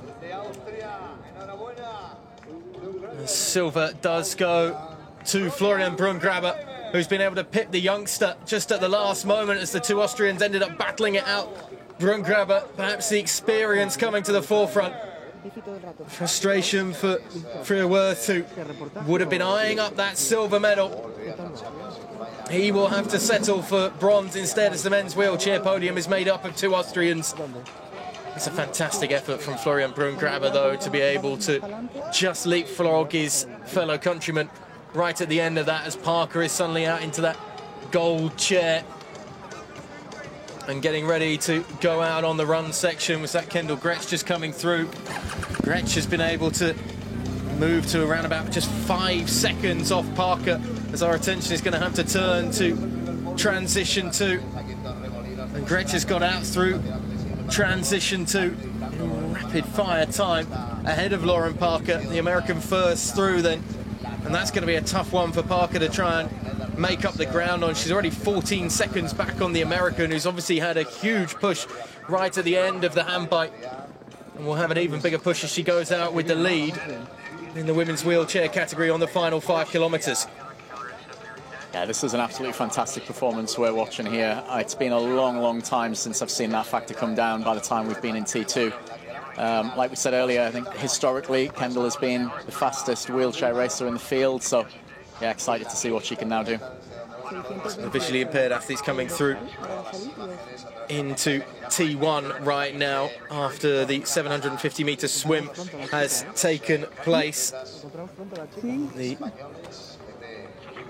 visually impaired category, Antoine Perel, the Frenchman, the first out of the water. Dave Ellis second, 8 seconds behind. We'll get confirmation as they come out of transition of exactly where everybody is and how smooth they've been through transition. Dave Ellis second behind Perel then as they go out onto the bike. Then Oscar Kelly, the British athlete, in third right now, 11 seconds off the leader in the men's visually impaired category. So that's starting to take shape. Thibaut Rigaudot out of transition, 30 seconds off the lead in fourth. And they get set to go out on the 19.14 laps kilometres of the bike ride. Yeah, this is one of the closest races, and we will see these athletes be so close throughout the entire of the bike ride. I think one athlete there in Oscar Kelly, a younger athlete, I think will be absolutely delighted. I know personally was a bit disappointed with his performance in Paris, so to come out with his teammate as close as he has, he'll be delighted. I think we can hear from Jets Blatt in just a moment, the man who's the first one to take the gold medal today. First gold of the Para World Champs. Title to add to the collection. Yeah, just take us through that and what this 8th world title now means to you. Yeah, but it's an important one. Last year I became second because of a flat tire, so I was really motivated for today. And the competition was strong with Thomas Ruijt, a new guy in triathlon, but he is a really strong hand cyclist. So I wasn't sure if I take back the 3 minutes he got, but yeah, the swim and the bike was really strong today. So yeah, at the end it was really control, but really a strong race. I think it was 2015 was your first world title, right? I mean, looking back to then, did you have any thought of like this kind of period of domination that you were going to go through? Was it something that you just like, you wanted to target and just become like the very, very best in the world, probably the best the sport has ever seen? Yeah, the last point. I think don't look back that much. Maybe at my end of the career, but now I'm still motivated. And yeah, this is a special one because also you see last year with the flat tire, or something happened. Yeah, you can become second or worse. So yeah, it's still special. And what does the future hold? The next Jetster is probably waiting around the corner as well. So there's the drive there to literally stay on the top for as long as possible. Yeah, the first big goal is I become a daddy in 1st of January. So that's the most important goal for the future. And for the rest, I will see. I will race a lot of marathons on a wheelchair, and for the rest, I will see. Amazing. Well, congratulations. That's 2025 side for you, at least the first part of. So, well done. Thank you. Thanks. I mean, it's scary. Jets Blatt saying there pretty much that, yeah, he wants to become the greatest that the sport has ever seen, and probably going to be the greatest that the sport will ever see if his passion, drive and more importantly the results continue, as the visually impaired athletes are just making their way out in the women's category now through transition. Was Rodriguez, the Spanish dominant athlete in that category, just starting to make her way through transition. Wouldn't surprise me if she is going to be the leading lady out there. Dave Ellis out there on the bike at the moment in terms of the men's visually impaired category. Wait for some splits to come through after that first lap, but wouldn't surprise me if Dave is hot on the heels of the leader who was taking them out of T1. It was about 13 second gap or so that Ellis had compared to Antoine Perel. It's around about 5 seconds now or so, I'd imagine, down there on the course. It's more of the visually impaired women continue to come through. Kersela, the French woman, going through transition and getting out there onto the bike. Will also keep an eye on the splits of the running section of the course, the last 5 kilometres, as we wait to see the culmination of the women's wheelchair category. Howie Sanborn, in the meantime, crossing the finishing line in the men's category in 6th place. That's where we saw him, that position, coming out of T2 and out onto the final 5K. He's been able to stay there and consolidate that. Frustration for Giuseppe Romele, who finishes 4th after being right up there with the top 3 for a large part of today. Louis Noel finishing 5th. Joshua Landman able to finish in 7th behind the American, as Perel out there in front on the bike in the men's visually impaired category. Could be a good battle between he and Dave Ellis, although Ellis, I imagine, would back his run. Dave would always back his run, yeah, and he's in fantastic run form. He's PB'd over 5 and 10K this year. But these guys are very, very strong cyclists, and gaps can start to stretch out. So yeah, a lot of focus needed over the next 20 minutes or so. Kendall Gretsch has just gone through the first run lap split, 2.5 kilometres down on the 5K. Jessica Ferreira is the one closest to her, the Brazilian, 13 seconds adrift of the American. No sign yet of Parker. Kendall Gretsch might just have this, I never want to say in the bag, but she's certainly done the hard graft on the hand bike to be able to close down that gap. The leader stayed at around about 12 to 13 seconds over 2nd place. Ferreira holding her own right now in that 2nd spot, the Brazilian, which will be a superb silver for her if she can make that happen. Lauren Parker 44 seconds down on the American leader through the first run split. Whilst we're watching these men in transition, what was interesting to see earlier, seeing Susana Rodriguez on screen, is I think Susana was actually 2nd out of the water, and the Brazilian athlete Freitas actually 20 seconds up, which for Freitas from Brazil, an absolutely stunning swim. She came out of the swim in Paris just over a minute down on Susana, so just in the space of a month you can see the dynamics between an athlete and a guide. Something today has gone very, very, very well for her to be leading out onto that bike. Yeah, the end of the swim, impressive then by the Brazilian woman. However, just looking at the T1 times, Johnny, I'm assuming something might have gone wrong going through transition, because the timing chart we've got here, Susana Rodriguez 10 seconds ahead of Leticia Freitas going out of T1. It just shows you how important it is to get it right through those long transition periods, as well as more of the men's wheelchair category continue to filter their way through. Yeah, twice as many people, twice as many problems. Potential, so Susana will be one of the most practiced athletes through that process, and it shows. And it's one of those moments where you think about the potential of being able to get at and attack a woman as dominant as Susana Rodriguez, and it all falls apart just in those tiny minutiae details that matter so much going through transition. It's the first lap of the visually impaired men sees Dave Ellis now just 2 seconds off Antoine Perel. Thibaut Rigaudot 19 seconds off the leader. Oscar Kelly making up the top 4, hot on the heels, 23 seconds adrift, as more of the women's visually impaired athletes are making their way through to finish their first lap out there on the final 5 kilometres. Kendall Gretsch, that 13 second gap over the rest of the field right now. It won't be too much time before we see the American perhaps just coming round to take the blue carpet and to be a thorn once again in the side of Lauren Parker.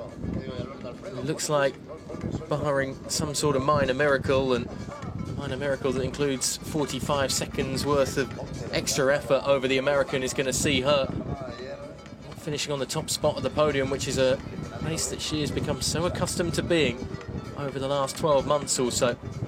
You touched on it earlier, Johnny, in terms of that's what can happen when you've had all that build up to Paris and you put every effort into those Paralympics.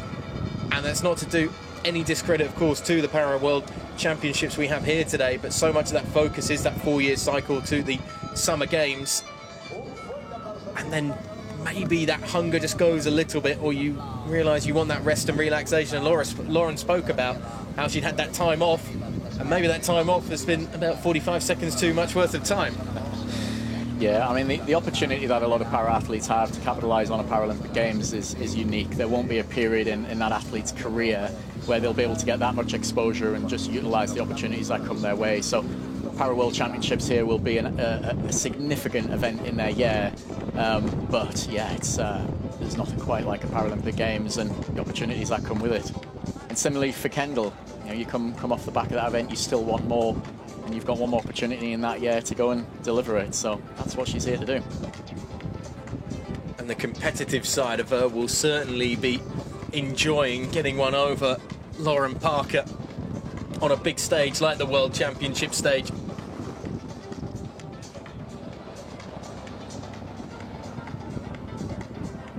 You see the certainly busy streets of Torremolinos right now that has action pretty much everywhere you look. They're on the 19 or so kilometres of the bike section or the 5 kilometres of the run section as well.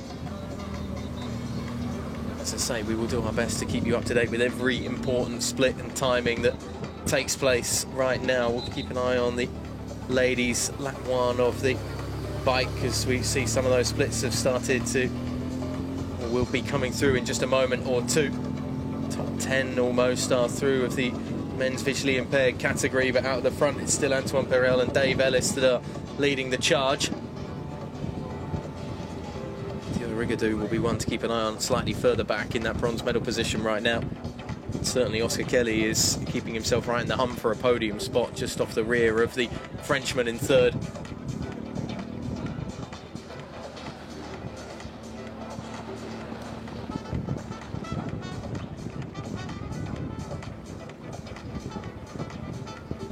Wait for the appearance of the American woman as the crowds on either side of the railings just urging on the athletes. It's been synonymous with yesterday's eventing that we had here in Torremolinos, that there's been excellent support from the locals and some of the holiday makers and people just getting involved, having a quick look, even if it's not perhaps the reason why they've come to this part of Spain for the week and the weekend, but certainly the hefty amounts of encouragement. Also the other athletes that are waiting on the sidelines for perhaps their events later on this week to take place. But this woman has put on a fantastic effort here at the World Championships. She gets one over Lauren Parker as the American Kendall Gretsch will take the top spot of the women's wheelchair here at the Para World Championships. And once she got her nose in front, it was only really Jessica Ferreira that could try and stay in close contact. It's a second place for the Brazilian, who, well, was still relatively in contact with Kendall Gretsch, and will certainly be another one to keep an eye on in the battle at the top of the women's wheelchair category over the next few months or so. But the American at least signs off 2024, which has been a year of silver in terms of the Paralympics, with a gold medal here in Torremolinos. What a fantastic race by Jessica Ferreira as well in second. Unfortunately, again, one of those athletes DNF'd in Paris, so will have been coming into this with something to prove, and certainly she did. There'll be a couple of raised eyebrows and question marks, but clearly wasn't the 100% fully fit and fully focused Lauren Parker that we were potentially expecting to see today. She had that problem through transition as well, which slowed her down a lot in T1. But rather than looking at the what-ifs for the Australian, who looks set to pick up a bronze medal instead today, the credit really should be looked at in terms of the effort from Kendall Gretsch as Parker crosses the line to complete the podium for the women and complete her 2024, at least with another medal, albeit not being the gold that she necessarily would have wanted. But yeah, it just shows that the battle is still there to be had in the women's wheelchair category, and the American is not shying away from the fight at all. Yeah, and paratriathlon's still a reasonably young sport, and it's really, really healthy and good to see. People can't just turn up and win when they're maybe not quite on their top form. You know, that's not what the sport deserves. So to have these women out there who are putting pressure on each other, pushing the standards forward, is exactly what we want to see in this sport. Just at the lap 2 bike split, Dave Ellis has gone through in the lead, but let's go down to our victor, Kendall Gretsch. He's a bit busy back here. Yeah, that's your first taste of the world title for a while, and that's going to feel great. Yeah, Yeah, you know, it does. I know, like, Worlds is kind of a weird race after the games, but yeah, I just knew I didn't have my best race in Paris, so this was a race for myself, and just like coming out here, and there's so much work that went into Paris, so I just wanted to have a race that like reflected all that work that I put into it. So I'm so happy with today's race, and I feel like, yeah, this is my best race, so it was awesome. As you came out of the water, well, into transition, the gap to the likes of Lauren Parker was actually shorter than we've seen before, and it really looked like it was on. Yeah, I knew, like, at the end of the bike that it was probably going to be okay, but I know that Jessica is such a strong runner too, so she pushed me the entire run too, and Lauren was right there as well, so yeah, it wasn't like a done deal by any means on the run, so it was definitely a fast run today as well. And managing to negotiate what was obviously a great swim, but like into the sun and with so many, like the deep water swim, there was a lot to consider out there. Yeah, and with the wind, it was definitely really kind of choppy on the way back in, so it was definitely a tough swim. And yeah, windy out on the bike and on the run. But yeah, that's triathlon. There's always conditions. So yeah, chalking up another world title and absolute fuel to the fire for this end of this season and going into 2015. Yeah. 2025. Yeah, no, it's a great way to end the season, so I'm just really happy. Brilliant race, well done. Thank you. Perfect sign-off for 2024 then for Kendall Kretsch, who, as I say, we've seen her battle Lauren Parker so many times, and we've seen the Australian get the better of her, but she said that a race really for herself, which shows a lot about the own individual motivation of the American coming into this. Just get back to the men's visually impaired bike that, as I touched on just a moment ago before that interview, Dave Ellis had just been able to pip Antoine Perel at the last bike split. Those two separated by a second, but Perel will perhaps be just looking to stay at least with Dave Ellis for as long as possible still on the bike without getting a drafting penalty at all. Rigaud is up there in third as well. They got down to 14 seconds now between those two. It's just taken an extra 5 seconds or so out of the leader, who is now Dave Ellis, the British athlete. Leads the charge in the men's visually impaired category. Yeah, I can imagine in this situation where you're riding at virtually the same sort of pace, really, that you want to push on and get ahead, because then you can just relax a little bit, whereas you can see now Perel is perilously close to Dave Ellis, and actually it looks like he might now be ready to push on and overtake again, because you're just constantly having to be aware of the distance that you are from that athlete in front. And they actually use some technology now. I think they've got it on. You can see on the back seat post there of Perel's bike. It's technology that World Triathlon provide, and it aims to give some visual cues to the guide to say whether they are within that draft zone or not. So it's a bit of a laser. So he'll be able to see Dave's, let's call it a little machine on the back of there, and it'll be given a colour, and the colour will dictate whether you're in or out of that drafting zone. So we never like to see athletes given a drafting penalty, but they should hopefully know whether they are in that zone or not. Yeah, we don't want to see the competition and the level of competition just being scuppered slightly by officiating decisions, ones that potentially need to be made, but ones that, if they can be prevented from even occurring, that's the main key, and that's exactly what I suppose you just call it the gizmo on the back of the bike is there to do.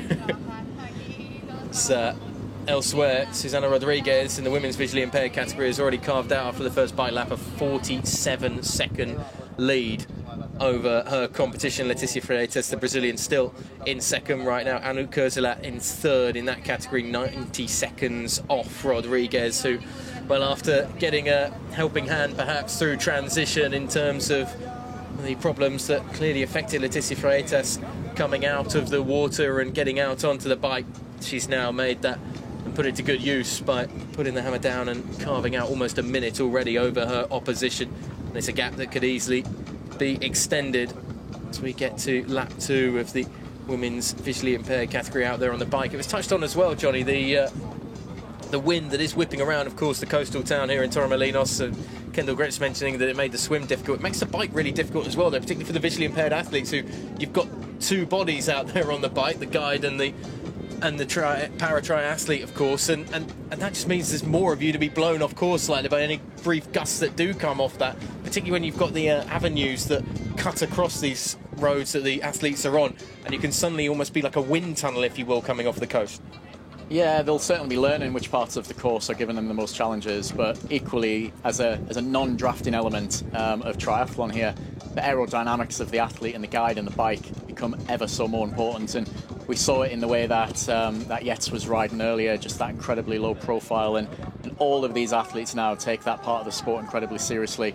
Very, very lightweight, expensive aerodynamic bikes, and the work that will have gone in over the last number of years to make sure the position of two people is as aerodynamic as possible. It's all about the bodywork and positioning as well of the duo on the bike. You see tucked right in behind Perel and Ellis, just keeping that distance. Perel keeping out of that drafting zone. It's difficult when it gets narrow. There are a few sections where it becomes a single lane almost, and it makes life even harder to avoid the potential pitfalls of drafting. Susana Rodriguez, by the way, has just gone through lap 2, and the advantage has gone out now to 1 minute and 10 seconds over Leticia Freitas, the Brazilian. So that gap ever increasing for Rodriguez, which will be exactly what she'll be encouraged by.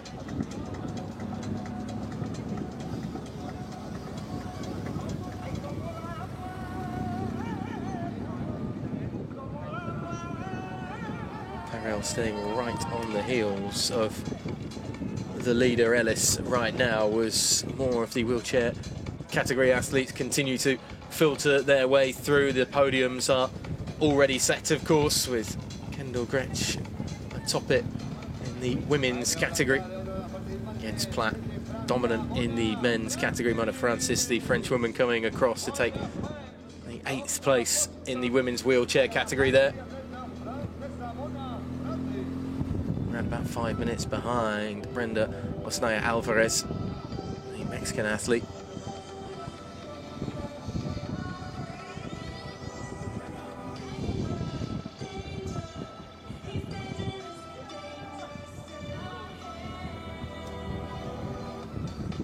Yeah, there's still a lot of the women's visually impaired race to go, but coming back to the Brazilian in second, Leticia Freitas, I still think is having a fantastic race. She finished 9th place in Paris.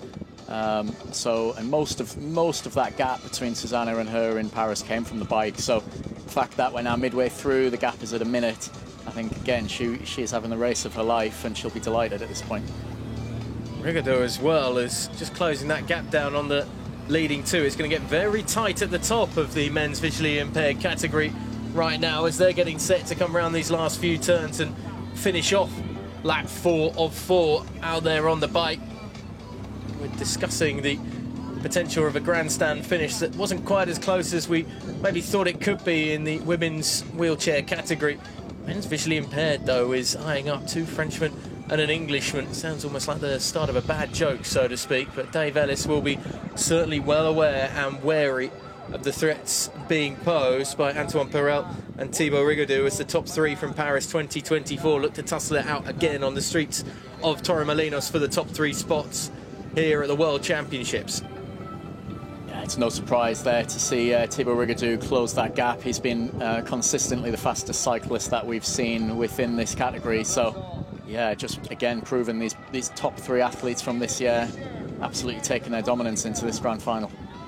It's always better as well when the top 3 are tussling it out so close, rather than almost taking it in turns to win by a sizable advantage. Things could change, though, and as we said earlier, Dave Ellis will always fancy his ability on the run to put himself in the best possible position to try and find a victory and another gold medal here at the World Championships, as they make this slightly tighter turn down towards the right and come all the way round across the front, and then start to make their way back towards the waterfront, down towards transition. And well, we've seen already that races have been changed through transition today for a number of athletes, and when you've got 3 of the top tier contenders in their category so close, as it looks like Dave Ellis is just starting to go ahead and give himself a bit more distance between the following 2 Frenchmen.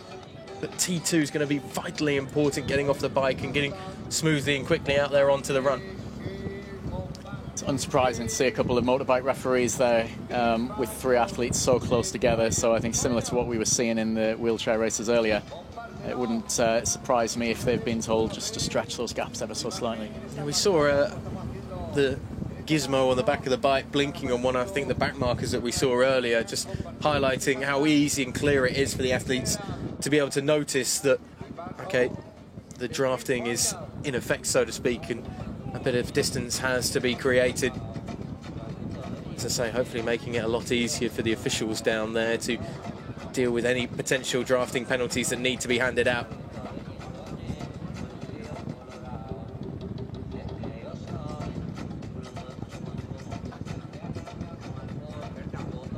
Speed bumps on the street of Torremolinos as well, just providing an extra barrier for the athletes to contend with out there on the bike. It's not the most comfortable of rides, particularly going over those, Johnny, is it? It's a stiff saddle, shall we call it? Indeed, yeah. It's definitely an area where that guide needs to be very, very focused, communicating with the athlete as well, so there's no surprises.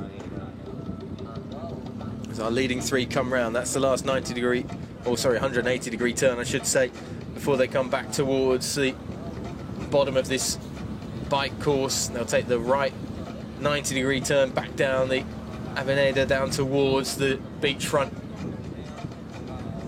I would suggest that this is a battle that we keep our eyes on for as long as possible out there on the run, and see how it plays out through transition and out there on the beachfront.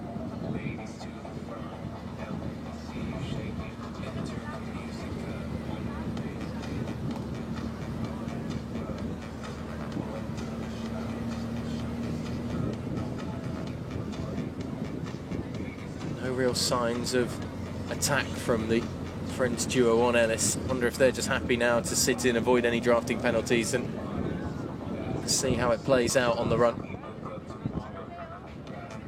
Don't want to unnecessarily exert yourself on this final section of the bike. Maybe just slotting into formation, nicely spaced out down this course. Get set to make this right-hand turn that will take them back down to the water. Slightly wide there from Ellis, but didn't cross any of the cones, importantly. These are the sections where it does get a little tight and technical, much tighter than a large part of the bike course is. This is the route back down to transition then.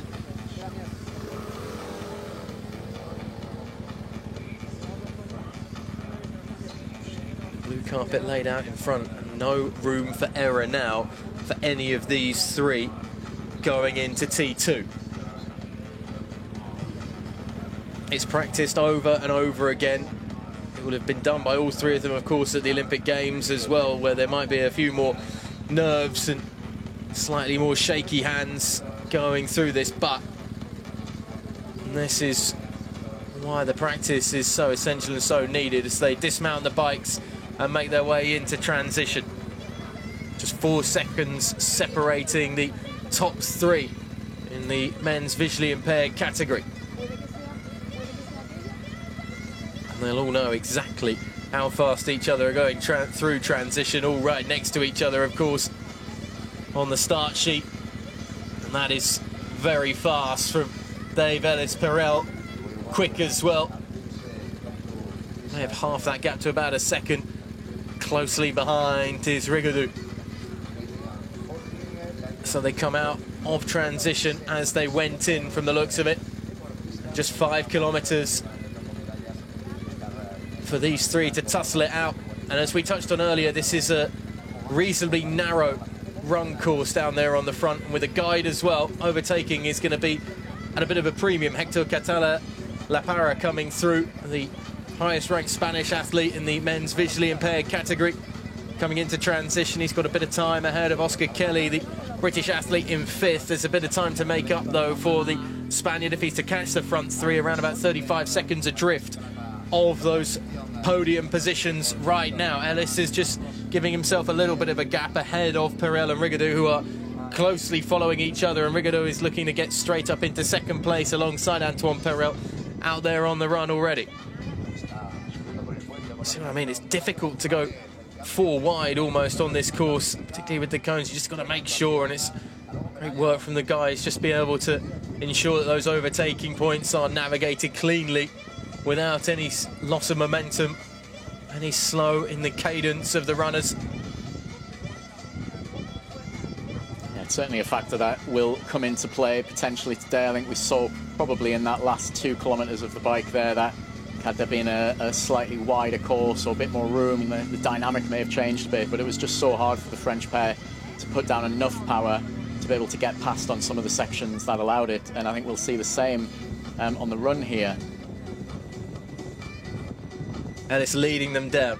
It's straight down the seafront, make the 180-degree turn and straight back up. The only difference is on that first time you get to the blue carpet, you take the left-hand side of the railings, and you have to do it all again, back down to the tight turn once more and all the way back up.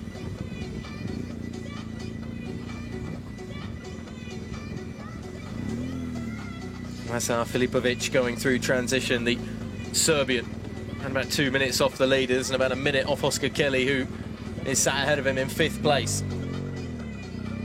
Ellis is just starting to grind out a bit of an advantage, and it looks like as well that Perel is just struggling and falling back behind Thibaut Rigaudot. In the meantime, out in front, with over a minute advantage, Susana Rodriguez on the bike. Let's see what the advantage she has is going through at the end of lap 4 on the bike.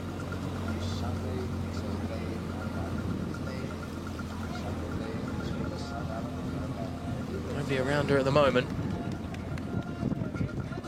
And these are fantastic images that we're getting here. Incredibly privileged to be able to just see so much of the action here. I think running is an incredibly physical game, but it's when you're there staring at your competitors in front of you, it becomes incredibly psychological as well. And like you said, those gaps between all three are just slowly starting to stretch. I can imagine by the time we get to halfway, they may become quite decisive. It's around about 6 seconds already that Ellis has been able to get out in front, at least from the human eye perspective. We'll get a confirmation of the exact time as soon as we can on the lap 1 split of this 5-kilometre run. Right now, Ellis in control, out of the front, large and in charge, with 2 Frenchmen behind him. That's the position he wants them to be in. As you can just see there, Hector Catala Lapara going through on the other side past Ellis. Oscar Kelly as well. There might be just a quick nod from the 2 British athletes to each other. Rodriguez, 1:30 up on Freitas then. That's her imposing dominance on this women's visually impaired category. Well, it looks set to continue, Johnny. 1:30 gap that continues to go out with Kurtilat still almost 2.5 minutes off her. There aren't many times that you see Susana Rodriguez lose this under her own power, let alone even if there's a technical problem. No, you're absolutely right, and I think it's the level of composure you see from an athlete with that level of experience. It just comes with years and years of having done this, so she knows where she is, she knows how her body's feeling, and it's working today, so I don't think you'll see her do anything different. And with the run form she's shown this year, it would be surprising that we'd see that go in any other direction, but just outwards again. I think you could possibly argue the same right now, but Dave Ellis leading the men's visually impaired category, a position he is well and truly used to being in. Winner of the last 3 World Championships and looking to make it 4 in a row. Looking to do that triple crown of the European Championships in Vichy, the gold in Paris and the World Championships. It's an opportunity that comes around once every 4 years, and it's even tougher once you get to that 4-year stage to bring everything together and get it all right on all 3 big occasions. I think it's the stories that go behind some of these victories as well. I think Dave was a popular winner in Paris. He's been an athlete who's competed since 2013. However, he was a swimmer prior to that and gone to the Athens 2004 games. And you just think this is an athlete who's dedicated his life to para-sport. And that was the first time he'd medalled at a Paralympic Games, unfortunately snapping his chain in Tokyo. So the pressure that was riding on Dave and Luke going into Paris. But yeah, the 2 of them as a pairing are having a stellar year. Not only that, but achievements like we looked at Jens Platt earlier, you look at Dave Ellis as well, Susana Rodriguez. You know, when these para-athletes do things like a triple crown and so dominant. It raises the profile of the sport because it attaches itself to a global media that will take a even larger interest and bring more focus to the fantastic stories and the incredible athletes that are making landmark records in the sport of triathlon, let alone para-triathlon. As Rodriguez comes through into transition. Wait to see if she's able to increase that 90-second gap before going out on the run. Can't forget to take the helmet off, that's for sure. Just stifled her slightly. It could have been a costly one as well, as Rodriguez then goes out through transition. Slightly slower than she would have wanted to, but only by a couple of seconds. This is the end of the first lap for Dave Ellis, leading the men's visually impaired category. More importantly, I think, for Ellis is that in the bottom of the screen there is no sign of either Frenchman right now. Rodriguez through transition 2, and a total time of 46 minutes 38. Another 1 minute and 30 potentially onto that as Ellis completes lap 1 of 2 out there on the run. 50 minutes and 41 seconds going through. The French contingent, well, they're over 10 seconds back or so at least. They're nowhere really to be seen. 22 seconds, Thibaut Rigaudot in second place behind Ellis right now. It looks like Antoine Perel is struggling to stay with his fellow countrymen, let alone with Ellis. Perel 34 seconds back. It's a much larger gap. It's a 30-second piece of breathing room that Ellis has been able to create for himself between first and third as Freitas comes into transition now. Looks to be as quick as possible. Maybe an opportunity to get a couple of seconds back on Susana Rodriguez, but she's 1:51 down at the end of lap 4 of the bike. See if that comes down at all after going out onto transition 2 here. And this again is where the run course is just going to start to get a little busier, with multiple pairs from the men's visually impaired and the women's visually impaired going to be out on that run course. Just a little bit of jeopardy maybe in navigating your way around. Yeah, and the more tired that athletes get, easier mistakes are to be made, but some fantastic performances we're seeing here in the women's race. And again, athletes coming in after 45 minutes of racing incredibly closely, leading to an exciting next 20 minutes of running. 10 seconds made up by Freitas due to a speedy T2. 1:41 the gap down to. She goes out onto the run. It's still a huge gap to try and make up on an athlete like Susana Rodriguez. In the meantime, you just see Kerselat going through transition.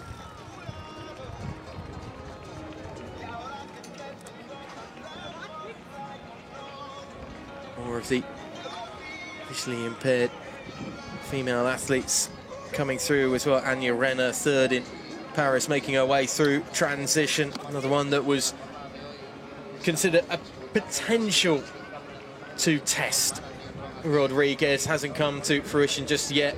Her and Tarantello, the two that were expected to do exactly that. Tarantello is going to be scrapping it out at the moment for potentially third place, with Anouk Kerselat with only 3 seconds separating those two out there as they go out on the first lap of the run.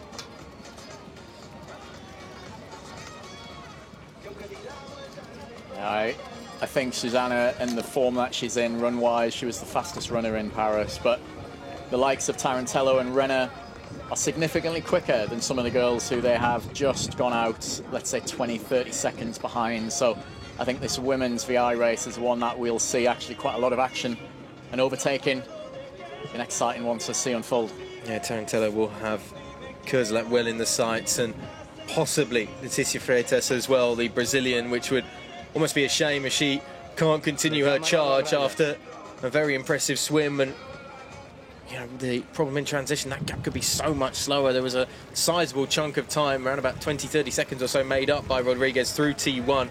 Freitas would look at that now and wish she could have that back, just in terms of the gap between her and third place and fourth as well, with the chasing Italian coming after her. Freitas was about a minute slower than Anya Renner in the run in Paris, and she's gone out a minute and 5 seconds ahead of her. So we are on for a very, very tight race where the potential sprint finish in those final few hundred metres is a potential reality. The action continues down on the beach as well, as the men and women's PTS 5 category is set to get underway in just a few moments' time. The athletes getting prepared down there.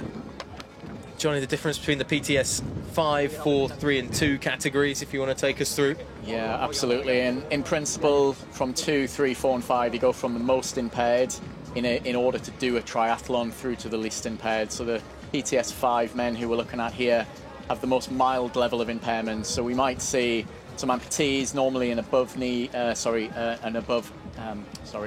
amputee, which the likes of Chris Hammer, Martin Schultz, we've seen historically be. You can also then have some mild leg impairments. We see Grace Norman in this category as well, who is missing a foot, but she has a long sort of residual leg limb as well. So we see the most mild impairments in terms of being able to do a triathlon in PTS 5.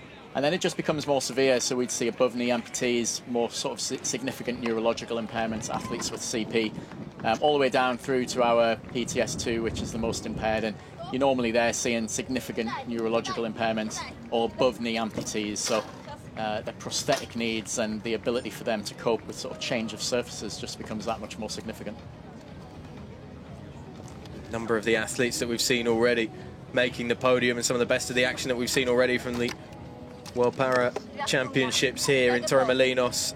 Not to be the day for Lauren Parker, can't make it. The 3 gold medals in the big 3 in the Oceania title, the of course Paris 2024 and the World Champs. That was taken away by Kendall Gretsch with victory in the women's wheelchair category. We saw Jets Platt already earlier today be so dominant, and then out there on the run right now, a tussle for the top 3 in the men's visually impaired category. Dave Ellis leading the charge right now ahead of the 2 Frenchmen, and it's just a matter of time before Dave is coming round to complete the feat of yet another World Championship gold. We'll have that in a matter of moments, I'm sure. And in the women's visually impaired category right now, Susana Rodriguez is still stealing the show. She too will be not too far away from completing her first lap of the 5-kilometre run. Seeing if she can add to the advantage, but the battle for medals may be a touch more thrilling further back in that category. In the meantime then, the men's PTS 5 category getting set to get underway. Stefan Daniel, the Canadian, the world champion in 2022. Looking to take on Chris Hammer, the winner in Paris, the European champion down there as well, Bentham Moksari, the man who picked up silver in the World Championships as well, Felipe Marquez, all in the starting order for the men's PTS 5 category. This is a man who has started and almost finished his day. The Para World Champs here in Torremolinos. Dave Ellis can look to his left and see and take in the applause of all those waiting around the finish line. The tape is being prepared for him. There's just a last turn to take, and then all they have to do is make sure that they go the right side of those railings. A superb finish on the run. Johnny, you said it earlier, he backs himself on the run. He always backs himself on the run. And he always backs himself to get the best of anybody else in this category. The men's visually impaired category once again is going to see a British man on top of the podium. And once again it is going to be Dave Ellis. What a wonderful 2024 for this man. First in Paris, first at the European Championships, and first at the World Championships. The Triple Crown goes to Ellis and caps off a sensational year which has made all of, surely, his competitive dreams come to life in 2024. What a special moment for those 2 athletes. They've gone through all of those races together. They've had plenty of support around them, but the performances when it's mattered has been Dave and Luke. Meantime, the start list for the PTS 5 category. John, I've got to ask you, who's standing out for you today? Who do you fancy to be able to take the gold and the top spot on the podium in this one? I mean, this is probably one of, I think, the most open races today. So we've got 2 athletes who are on the podium in Paris who are missing. Stefan Daniel crashed in Paris. I think the fire in his belly today to come back from that disappointment, I think will be a strong one to compete against. Well, it's going to be a Frenchman second on the podium. Thibaut Rigoudou taking the second spot there in the men's visually impaired category, getting the best of his fellow countrymen. In the end, Antoine Perel is going to have to settle for a third spot, as it's Britain followed by the French duo that will finish off the men's visually impaired category today in the World Championship finals. Frustration perhaps slightly for Perel, who certainly did a lot of the hard graft and pushed Dave Ellis out there on the bike, trying to stay with the British athlete for as long as possible, but it was on the run where he just started to drift off and allowed his fellow countryman Rigoudou to just pass him early on that 5-kilometre run. Unable to hold on, but at least is able to keep that third place spot and deny the Spaniard from a podium finish, Hector Catala Laparra, the best of the rest in the men's visually impaired category. Let's have a chat now with Dave Ellis after his gold. Okay. Well, guys, congratulations. Another World Championships on the pocket, and I guess that even after the Olympic title this year, the Paralympic title this year, how does that feel? Yeah, I think it's you still want to back it up with the world title. Obviously, the world champs is every year, and it feels like you always want to do a good job at the world. So great to win that one again as well. Yeah. I guess that it's been a tough month between Paralympics and this. How was the preparation for here for Torremolinos? Better than European champs anyway, so it's good to get some training in after Europeans and come here and put out a good performance. Tell us a little bit about the course and how was the atmosphere here in Torremolinos today? Yeah, the sea swim was quite different. Don't really have them that often, so that was a bit of a challenge. But I think quite like that. It makes it a tough swim, so that was good. And then yeah, the course was quick on the bike. It's like proper flying round, but yeah, the French boys were going well. Yeah, so it was good. And then the run was good run, really quick. So happy with that. Okay, what is next for you guys? What are the next goals? Little break. Yeah, hopefully come back and defend the title next year. But yeah, I'd love to do that. Congratulations, well done. Thank you. It's always interesting when you hear from the athletes, and the last question is always, what's next? And you think, well, is there anything left for Dave Ellis to do at this point after the calendar year he's had? He's ticked all the boxes, hasn't he, John? Dave just loves it. He's one of the most consistent athletes I've ever had the pleasure to work with, and having spoken to him recently, I know that he has no desire to stop doing what he absolutely loves, which I think from the sports point of view is fantastic to hear. Elsewhere, we'll bring some updates as the women's PTS5 category gets set to get underway. Claire Cashmore, Lauren Stedman, two of those to certainly keep an eye out on, as well as the American Grace Norman in this category. I'll bring you a quick update from the women's visually impaired run that's taking place, though, because after lap 1, well, you were talking about Francesca Tarantello, the Italian, perhaps being able to put herself into a podium position or put some pressure on Leticia Freitas. She's doing exactly that, because that gap is down to just 9 seconds between the Brazilian and the Italian in terms of the battle for second. They're all about 2 minutes adrift of Susana Rodriguez right now, who leads the charge in that one. Anya Renner as well, trying to stay hot on the heels of the Italian, and there may be a chance for her just to claw back that gap still on Leticia Freitas come the end of that. So we could see the podium positions changing dramatically at the end of that second lap of the run. It's only the top spot, I think, that's probably going to be staying exactly where it is right now, with Susana Rodriguez with that commanding lead ahead of everybody else. As I say, Claire Cashmore second at the Olympics. We are missing, of course, well, nobody from the podium of the Olympics in the women's PTS5 category. I was going to say in the men's PTS5 category, we are missing the Tokyo Olympic champion Martin Schulz, who's pulled out, isn't racing this weekend. Brazilian Ronan Cordeiro as well, who took the bronze in Paris, isn't competing either. So there's a slight lack of some of the star power that may just open up some of the podium positions for other athletes in the men's PTS5 category. In the women's, though, as I say, we've got Grace Norman, the victor in Paris, second Claire Cashmore, and Lauren Stedman, who completed the podium in Paris, and the European Championship winner as well, Stedman. So there's going to be a good battle, I think, in this category in terms of the women's race for sure, particularly between those three. Yeah, you absolutely can't say that there's depth missing in this class. This is everybody who is anybody within this classification. And what we tend to see across the swim and the bike is that with Grace Norman, Lauren Steadman and Claire Cashmore, they normally come off the bike separated by literally seconds, and it can be in any order. Over the last couple of years, we've seen Grace really develop on the run, and she's been a dominant force, and she normally at that point stretches out, but we've seen stranger things happen today, so yeah, again, another exciting race ahead of us. Well, the attention just flittering back and forth between the start-finish line as the men's visually impaired athletes continue to come through, and the starting positions down there on the beach as the women's PTS 5 category then gets underway out there in the water, just looking a little more choppy than it was at the very beginning of this morning's action.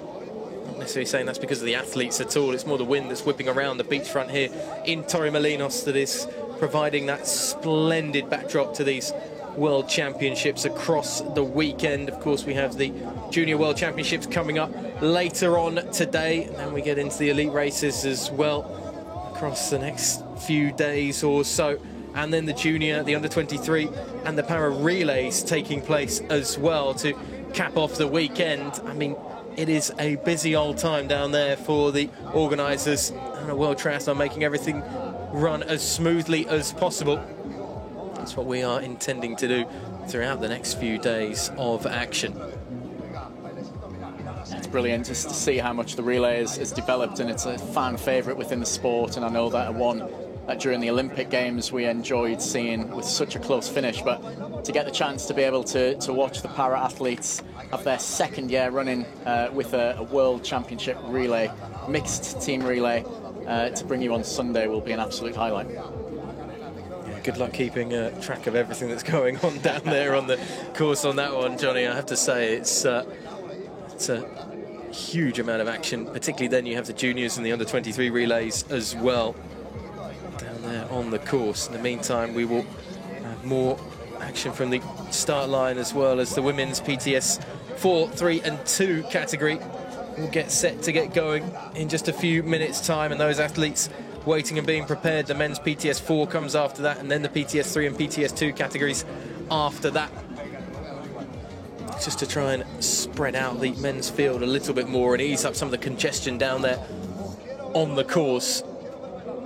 Things are, as they have been all morning, going to remain fairly busy indeed. These are some of the leads, I think, coming round from the boys on the PTS 5 men's category. They're starting to make their way back towards the beachfront once again to wrap up the 750-metre swim. If you are just joining us this morning here in Torremolinos, we're getting towards midday, and the midday sun will continue to beat down on some of these athletes and into the early part of the afternoon as well with the Junior World Champs. Just a reminder of the format here: we have a 1-lap 75-kilometre swim here in the Paratriathlon World Championships, followed by a 19.1-kilometre 4-lap bike ride through the streets of Torremolinos, and then a 5-kilometre 2 laps on the beachfront of the run to wrap up the triathlon action. And of course, those laps don't include the distance that going from T1 out to the bike lapping course, which is a sizable run down one of the avenues that takes you from the seafront into the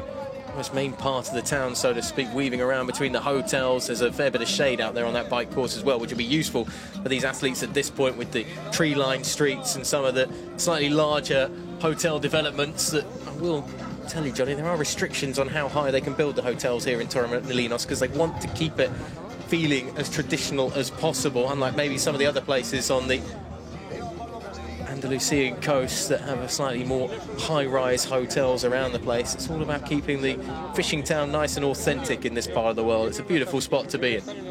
Yeah, well, it's definitely working. It's a fantastic setting for this year's grand final, and what you're watching here is the men's PTS 5 class, and this tends to be a tale of two halves. So what I'm imagining here is we have two athletes in, the Hungarian Mascari and also Marquez from Portugal, who tend to be normally alone out the front of the swim pretty consistently. However, I know that in Paris, Stefan Daniel, before unfortunately he had a bike crash, his swim had developed hugely, so it wouldn't surprise me if Stefan Daniel is the third athlete within that group there, and as you can see, getting a sizable gap there back to fourth. But Chris Hammer, the strongest, one of the strongest runners, and he runs with a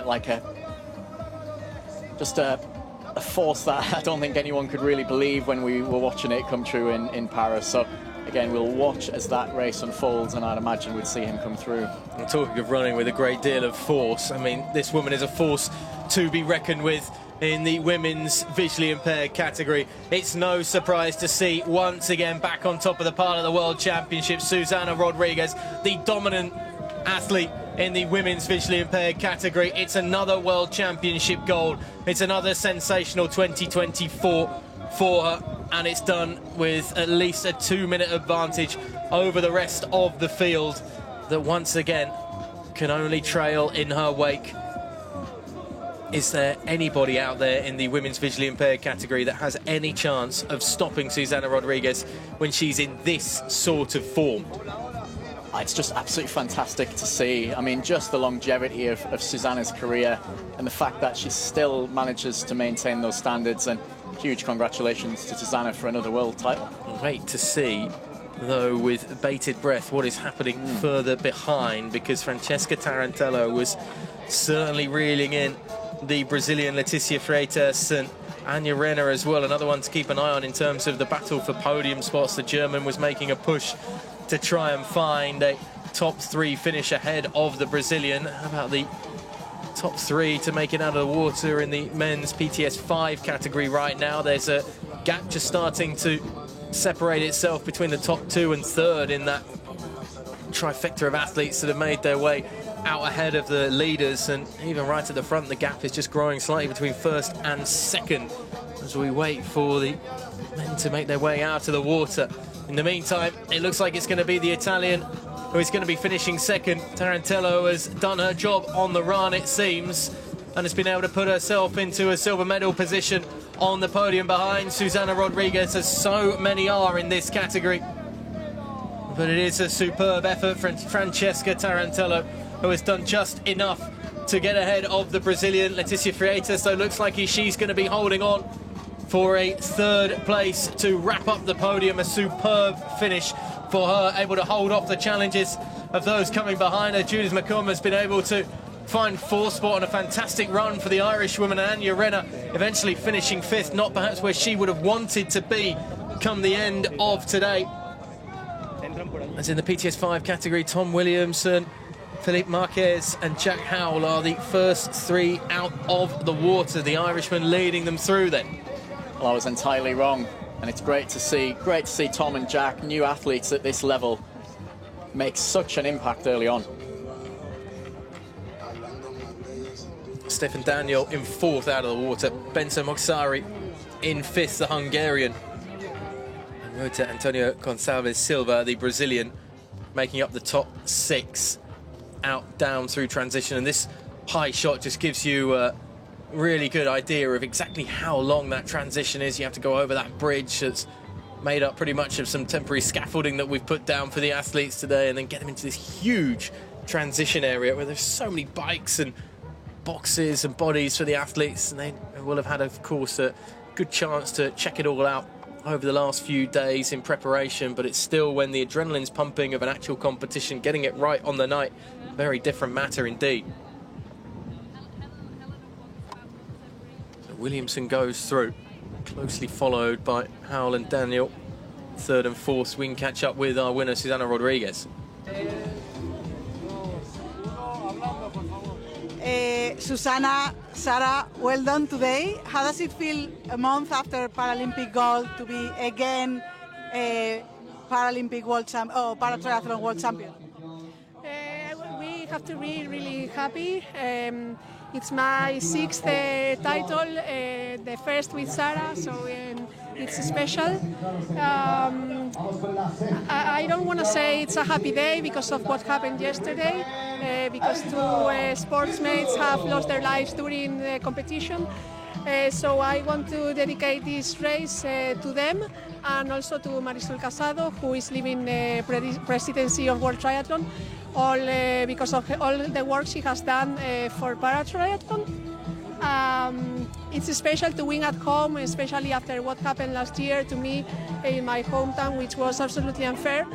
And just to wait in the upcoming future we have courses that are really prepared for para-triathlon, because this one was not. I think we have to be more careful and have more empathy with athletes with disabilities, but the future is for improving, so that's it. Congratulations, well done today. Gracias.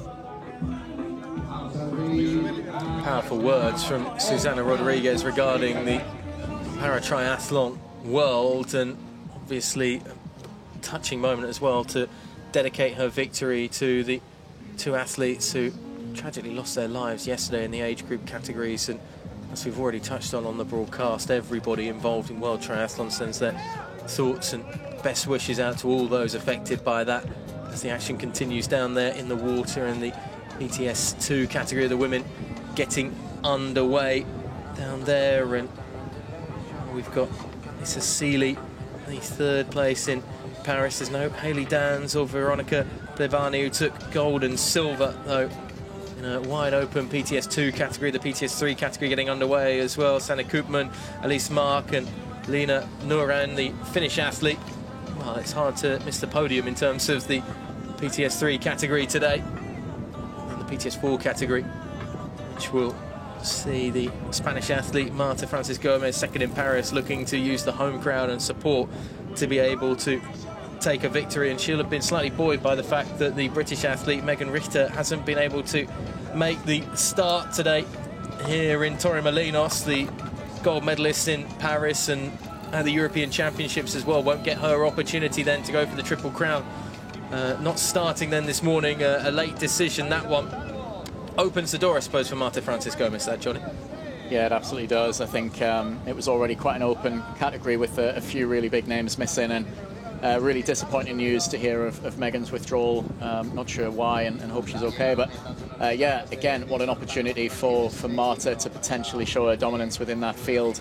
Although you've got an athlete, Ingrid de Oud, from Netherlands, who wasn't in Paris. The Dutch team always strong and never just bring athletes along for the journey. So yeah, again, nice to see some new names in the field. Yeah, another one, Camille Siniclos, the French woman in that PTS4 category, another that was expected to maybe have a chance to challenge the British athlete Megan Richter, as I say, not making the start list today. It was more, I think, a lot of people coming into this were expecting it to be a case of if the British athlete stumbled, well, she has stumbled by not making it to the start. So, as I say, it opens up the women's PTS4 category quite a lot as the heat starts to turn up here in Torremolinos. Got plenty of action out there on the bike as well. Let's bring you some updated split times from wherever we can around on the course coming out of Transition 1. Let's have a look at where everything stands at the moment in the men's PTS5 category. Jack Howell, the first one out through Transition.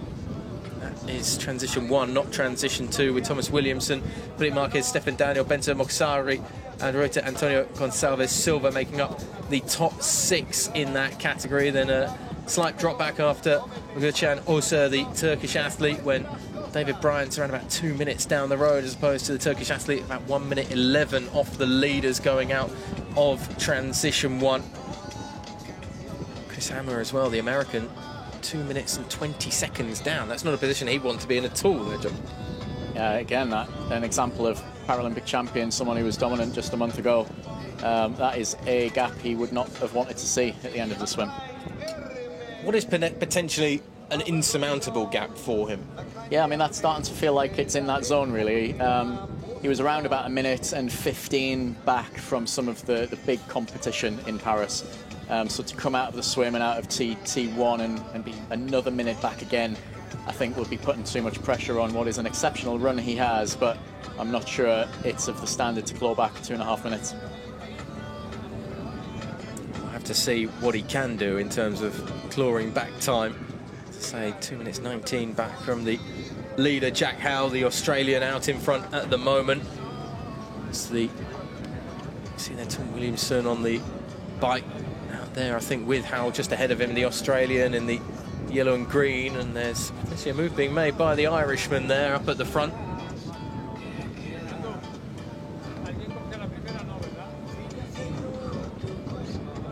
Great to see Tom riding aggressively.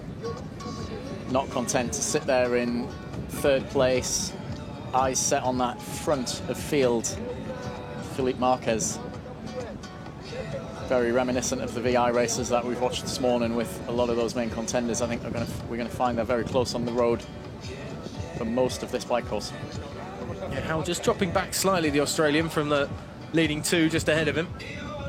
Looked like he was checking something in down that left foot, maybe.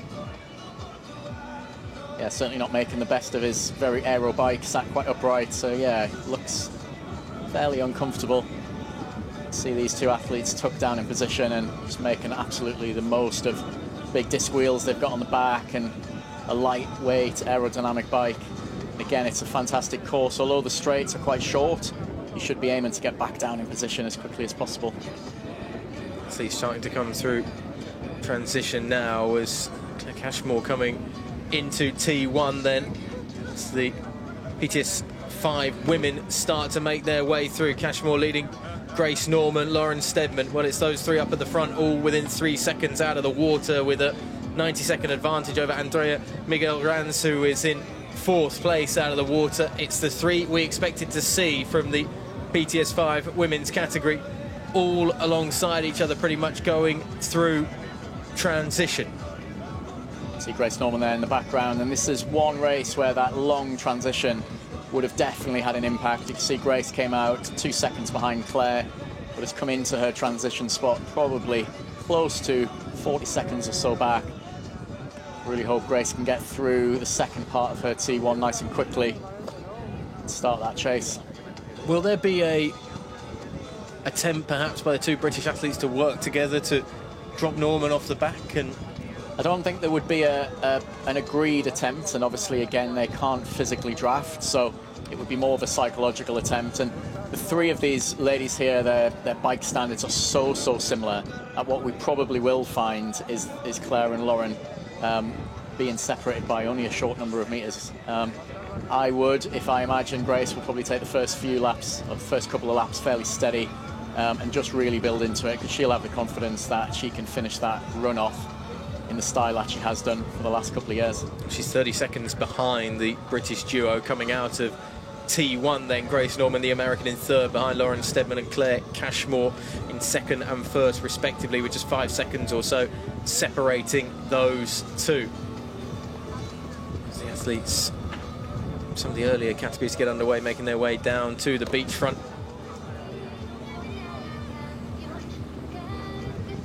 See more of the PTS 5 women coming through. Andrea Miguel Ranz just on the right-hand side of your screen there, the Spanish athlete. We'll hope to be getting plenty of vocal support from the home supporters here in Torremolinos, who, as I said earlier, have been out in full force, and particularly for the Spanish contingent, giving them both barrels in terms of the gusto, particularly on that finishing stretch of the run whenever possible. And yeah, great for Rodriguez. Touched on what happened 12 months ago to get it right, at least on home soil, 2024. Yeah, I know Susanna got a penalty last year in the World Champs, and you can see she felt very strongly and still does. So I think we'll be delighted to have gone through today's race. Even though she may not have been all that happy about the course, she got through it safely and fairly. I think that's you and her probably putting it mildly in terms of her frustration about 12 months ago. Yeah, more than happy to pick up a victory on home soil, Rodriguez, and a victory that was almost expected, but you never take anything in terms of a guarantee. These sorts of events. End of lap 1 on the bike. Jack Howe, Tom Williamson, Filipe Marquez in the men's PTS 5 category, all separated by about a second. They're not drafting, but they might as well be 3 abreast, I imagine, out there on the course. Stephen Daniel as well is only 16 seconds down the road. Benson Mascari as well, 30 seconds down the road. The top 5 then separated by 30 seconds, which gives us an intriguing battle at the front, to say the least. Yeah, interesting to see Stefan pull back 6 seconds on that lap, and I think we will see with the form that he's got that he'll come into play by the time we get to the end of the bike. And again, like I said at the beginning, I think the fire in his belly to overcome devastating crash that he had in Paris, I think he'll be a hard man to compete with. It's only about 5 seconds has been taken out by the American Chris Hammer out there on the bike on the first lap, which will frustrate him slightly. The gap's still at around about 2 minutes 14 rather than 2 minutes 19 that it was at the last split that we had. So the American has perhaps worked his way out of medal contention for today. Unless things change rather dramatically for him. That's where the men's PTS 4 category getting set to get underway. We heard from Carson Clough earlier today, the man who picked up a silver in Paris. Unfortunately for the men in the PTS 4 category, Alexis Honkincont is the star really of the show. I think this might be the PTS 3 and PTS 2 categories, judging by the multiple swim caps. PTS 4 is meant to start out on their own.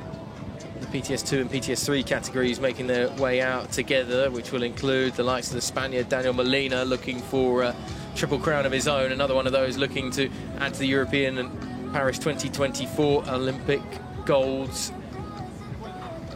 It's confirmation of the PTS 4 start line. I mean, Honkincont, Johnny, there's almost a wishful optimism that somebody can challenge him, but no one's really come that close to challenging Honkincont on a consistent basis.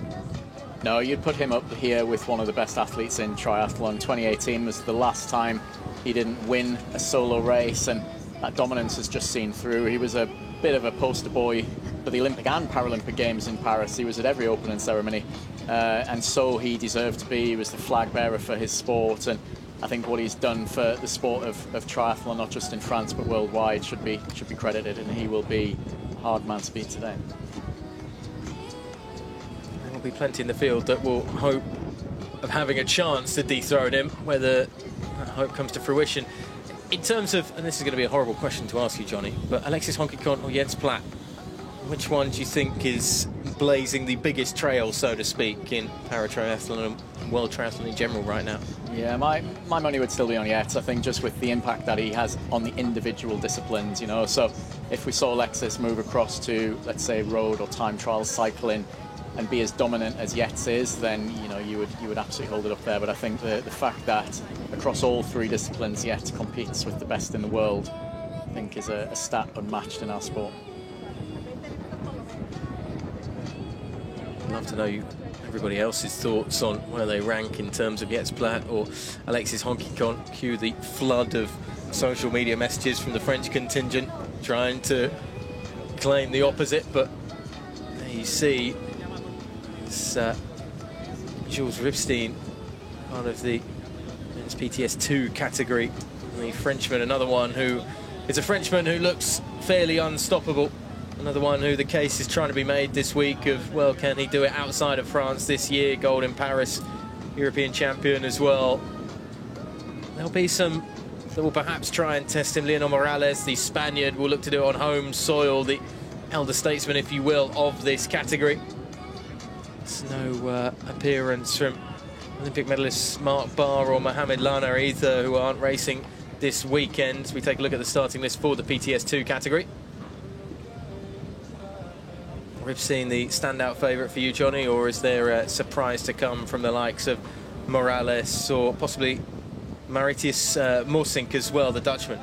Yeah, as you said, with Molana and Mark Barr both being missing, a real disappointment because they're two very, very strong athletes, again, who've been in the sport for a long time. Again, this is a category where their impairment starts to have a big impact. So with Morsink from Netherlands, he's by far the fastest cyclist and he's significantly faster than anyone in the field when it comes to the run. He will lose a lot of time in the swim, and I think what we've seen from Jules Ripstein over the last 4 or 5 years, he would still be a strong favourite.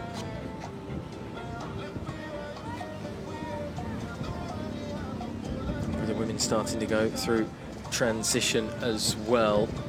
Down there in T1 and getting out on the bike in the PTS 5 category of the women. So we touched on Claire Cashmore, Lauren Steadman and Grace Norman, the trio leading the pack with a sizable advantage over the rest of the field right now.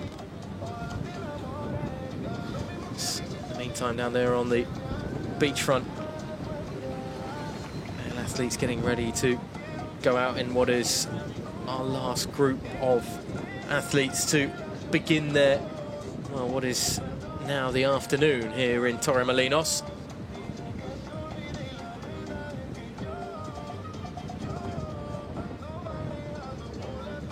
to see how the men's bike in the PTS 5 category, by the way, is continuing to play out, with the front three separated by only a second or so.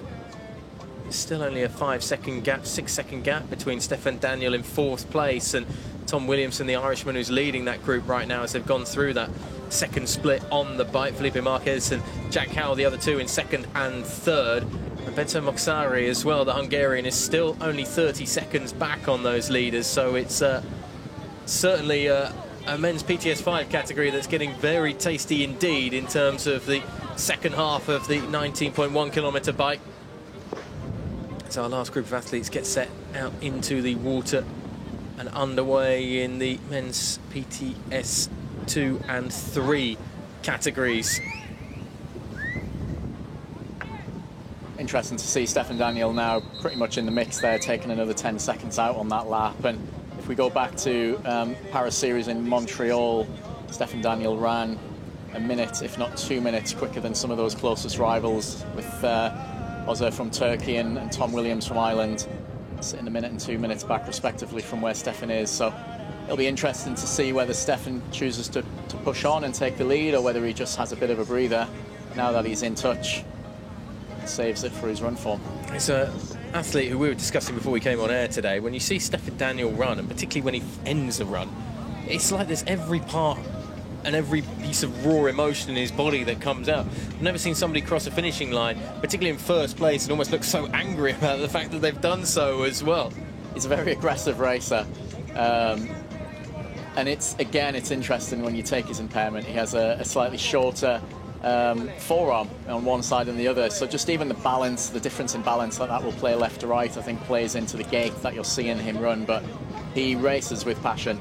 And I know that he'll be incredibly happy to have raced to the point where he's going to be coming off the bike in contention. Well, the leaders in the women's PTS 4 and 2 categories starting to make their way through. Marta Francis Gomez, the Spaniard, has gone through in the PTS 4 category. She is behind, though, Carson. That's in the men's category. Excuse me, the timing charts are getting rather convoluted down here, to say the least. It's Elke van Engelen, the German, who's leading the PTS 4 women's category right now with a sizable advantage over 2nd place Marta Francis Gomez. The PTS 2 category, Alissa Seeley is the one who is taking them out of the swim first. Emma Josica Rodriguez of Venezuela is 2nd place behind her, with Yukako Hata of Japan in 3rd out of the swims. Fair way back, however, for her.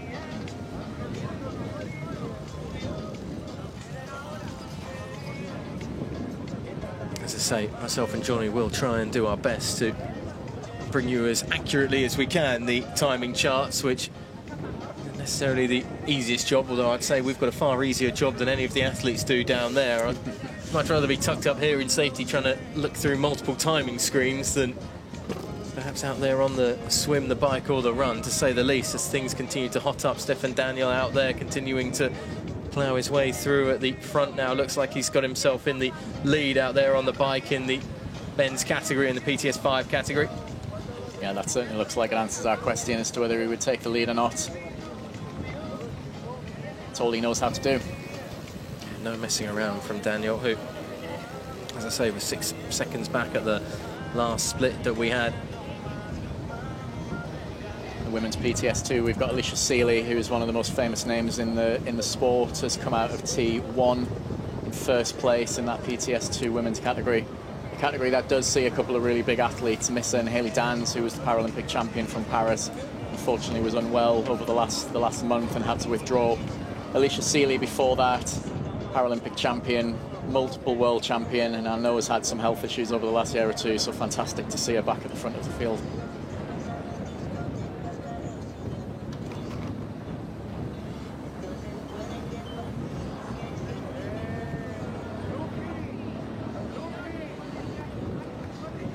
Plenty of the athletes still going through transition and getting ready to get out there onto the bike. Elke van Engelen. Interesting to see in the women's PTS 5 category, a race which is always incredibly close. It's like Grace Norman is making some progress into Lauren Steadman and Claire Cashmore. Claire pulling ahead of Lauren by 15 seconds. So currently we've got Claire Cashmore at the front of the field.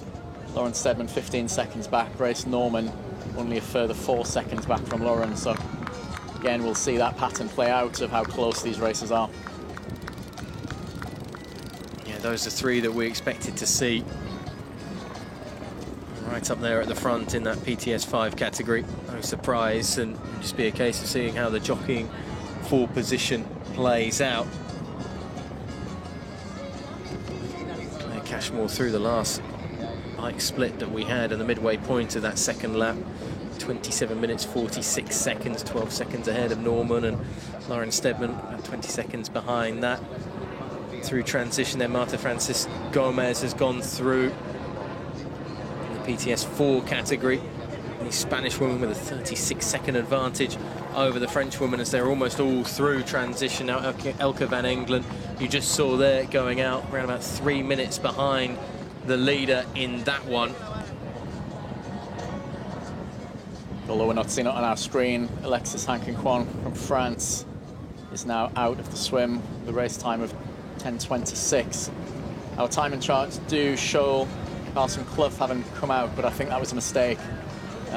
See if we can get some eyes on the footage. That. Yeah, I'd be surprised if Carson Clough did the swim in 2 minutes and 29 seconds that we're seeing here on the timing charts. I mean, the American was, you know, we spoke to him earlier and he looked fairly confident coming into the weekend, and you would be if you had that sort of swim over 750 metres in your back pocket. Hankin-Kwon there in what we expect to be first place, and we'll try and, as you say, Johnny, clarify that as soon as we can, and I'm sure it will be once they go out of transition and out onto the bike. The Frenchman expected to lead by example in that one.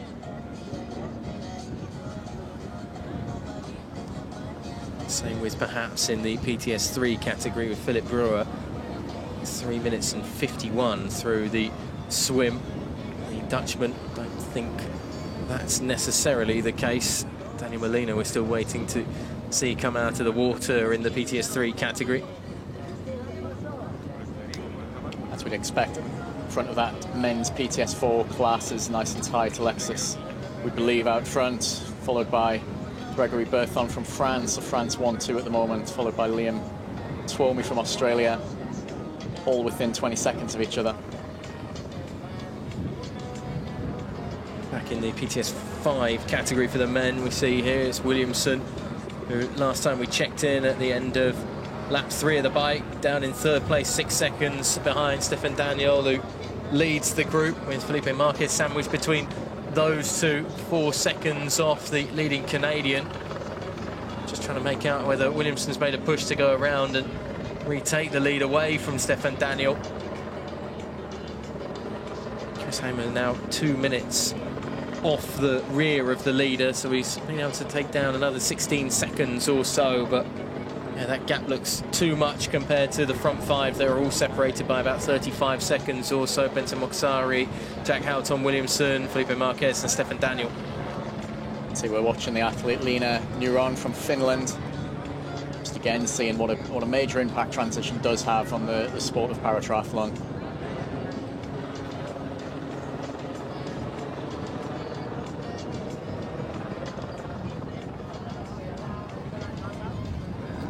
Daniel, open road out in front of him. He's taken no risks today again. I think we saw this in the men's VI class earlier. Safer place to be out front. You're not risked by a narrow course, other people's decisions, and drafting as well. I think a really wise decision.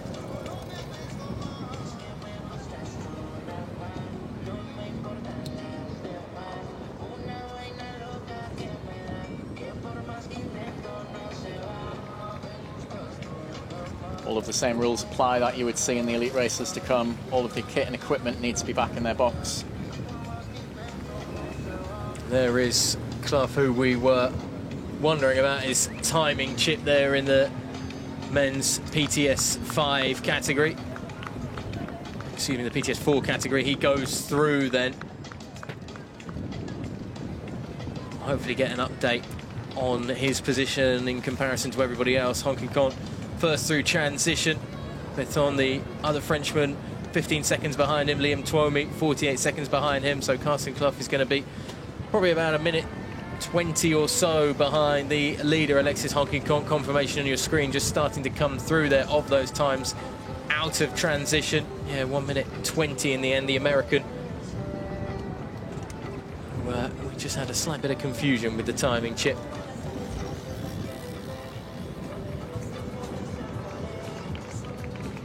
So the PTS4 category starting to take shape as more of the athletes start to come in from the swim, from PTS3, PTS2 categories. The men's triathlon.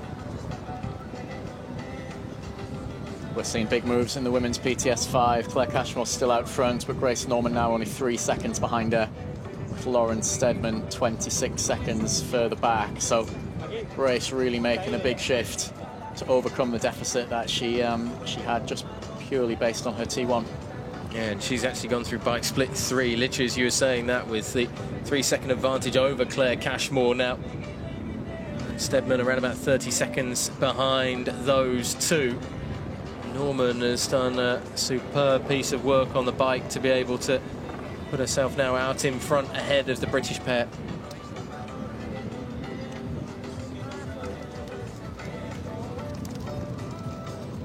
At least for the moment, the transition area will be slightly calmer than it has been over the last few minutes, with many of the athletes now getting out onto the bike. That's where the women's PTS4 category is, with Marta Francis Gomez, the Spaniard, leading by 30 seconds over her French opposition Camille Seneclaus. PTS3 category, they're out through transition, all those three ladies. Sana Koopman leading the charge with 40-second gap over Elsa Mark. Elsewhere in the PTS2 category, Alyssa Seeley, the American, has sizable advantage over Yukako Hata in terms of the race for the gold in that one. Nila Ludwig, though, in a race for second place, just 15 seconds off the Japanese athlete Emma Josica Rodriguez of Venezuela, is 5 minutes adrift of the leader in that category, just going through the first bike split on that one. Stefan Daniel still ahead at the midway point on that fourth and final lap. 2 seconds separating him and Felipe Marquez. Is that Daniel? Excuse me, I don't think it is Daniel coming out. That's somebody coming out of the water. Just for a second there, glancing up and seeing like a familiar figure, so to speak, down there on the blue carpet. Daniel, no, as I say, still has to go through the final half of that final lap in the men's PTS5 category. The top 4 separated by 15 seconds at the last time we saw them go through.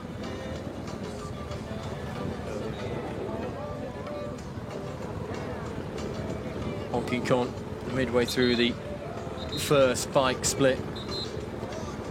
46-second advantage over his fellow countryman in the men's PTS4 category. That looks like it's going a familiar way to what we're used to seeing, Johnny. Yeah, we're just seeing in the background there the men's PTS5 athletes coming in to take their dismount. Stefan Daniel back in second place. Felipe Marquez coming off the dismount line first for Portugal. 1 second behind with Stefan Daniels, and Tom Williams with a fantastic bike. Only 2 seconds back again. Williamson, apologies. These three coming into transition now. Again, so many bodies and bikes, tags, name, badges around the place. You've just got to make sure you get to the right box, which all three have done, thankfully. As I say, it sounds so simple. Just go to your spot, put your bike down and get out on the run, but it's far more difficult. But that is smooth sailing, to say the least, from Stefan Daniel. The last thing that either of those two, Felipe Marquez and Tom Williamson, want to see is the Canadian making a quick charge out of transition and getting out onto the run ASAP. Yeah, it might not be simple. He made that look incredibly simple. Jack Howell also getting out there in 4th place, coming into T2.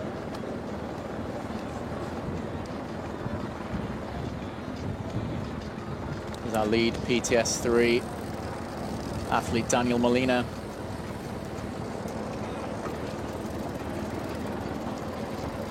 He's getting set to go out on the bike then, the Spaniard, beginning his 4 laps of the roundabout 20 kilometres, just under. Molina currently sat about 30 seconds up in first place. As I say, our timing charts are giving us a slightly rough guide, to say the least, with Daniel Molina indicated down in third, but that's because we had a slight problem with a couple of the athletes, indicating that they've done the swim in around about 4 minutes, which wouldn't be the case. Molina, Max Geller, and then Valery Perkerest of the Ukraine. The attention suddenly turns to the men in the PTS 5 category. Stefan Daniel first out through transition. Williamson 2 seconds behind him. Felipe Marquez has struggled. He's lost about 11 seconds going through T2. He's 9 seconds adrift, the Portuguese athlete, of one of the strongest runners in the field, the Canadian.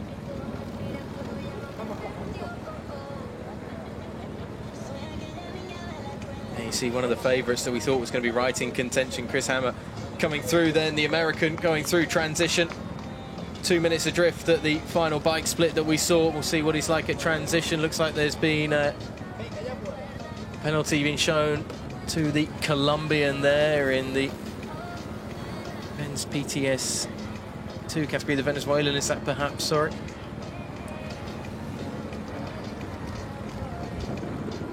Now will be Juan Esteban Pantino Giraldo who's been shown that penalty. Just decided to take it in transition.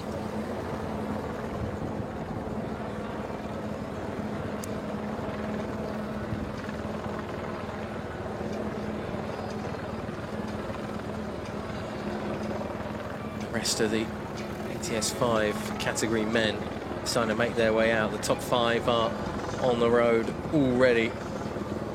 Out on their feet, trying to close down the man who leads them, Stefan Daniel. We're looking at Henry Rourand here, young athlete, first time at a World Championships, despite the fact that he went to the Paralympic Games. You would expect Henry to have one of the quicker bikes and runs, and his swim is normally his significant weakness as quite a young, inexperienced athlete right now. So these sort of middle classes, the 2s, the 3s, are ones where all sorts of amazing things can happen across the next sort of 40 minutes. Yeah, he's about 3 minutes back on the leaders coming out of transition, as Daniel Molina's gone through in a time of around about 15 minutes or so. It was incredible to be in Paris this summer and be able to stand on the side of the course and watch Daniel Molina be as dominant as he was. Daniel, hope he doesn't mind me saying, a 50-year-old, or he'll be 50 this year, athlete with the longevity that he's had. But again, his class was not a class that was included in either Rio or Tokyo.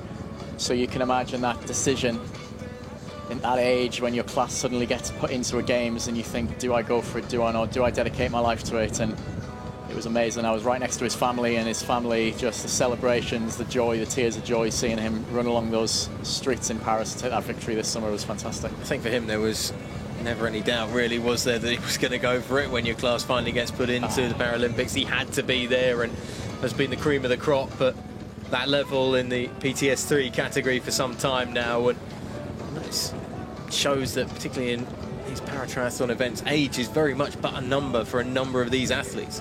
Yeah, I think you see a very similar pattern to what you do in slightly longer distance racing, where because it's not so much about being able to put out incredible kind of peak power, you're not in a pack, you're not having to react, it's just head down and what power can you sustain. I think you genuinely do get athletes who are able to carry their career on for a lot longer. I mean, there's a class, I think it's the women's PTS 4 class. The difference between the youngest and the oldest athlete who's competed this year is 45 years difference. But it just shows the inclusivity of this sport, and some people acquire their accident or injury that makes them a Paralympic athlete later in life, and you would go for it. And it's amazing to see these athletes doing just that. Yeah, Elke van Engelen, the German, born in 1965. Megan Richter had to pull out today, born in the year 2000 in that women's PTS 4 category. So that age gap has been reduced slightly with the absence of the gold medalist from Paris this year.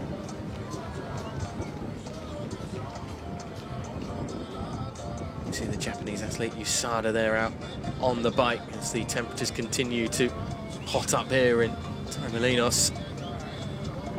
Molina through with a 17-second gap over Max Geller from our timing charts at the moment. Still waiting for confirmation on that bike split. The men's PTS 3 category, Alexis Honkinkot's got a 48-second advantage on the second bike split. The Frenchman in the PTS 4 category, Stefan Daniel, we just saw a moment ago, starting to complete his first lap on the run.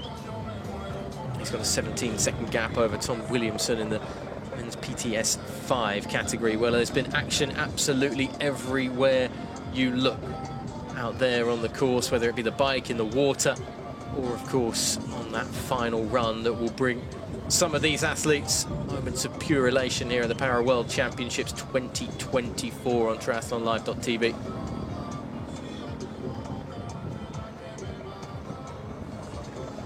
As I say, we are certainly doing our best with our cameras out there to bring you the most important pieces of action, including this man, the Canadian Stefan Daniel, when he took the lead out there on the bike in the PTS 5 category for the men.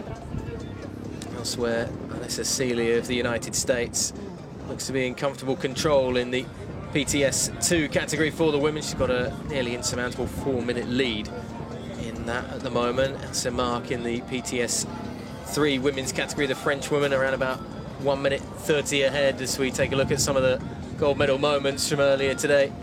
Sam Rodriguez in the visually impaired category,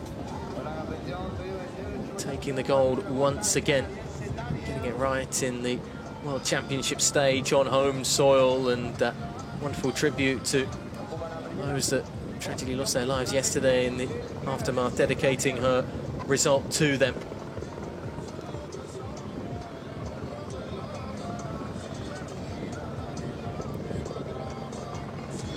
The athletes have been helped out by the wonderful volunteers and support staff here as well that are on hand almost every stretch of the course out here to ensure that the athletes are able to compete to their fullest and compete in the safest manner possible as well.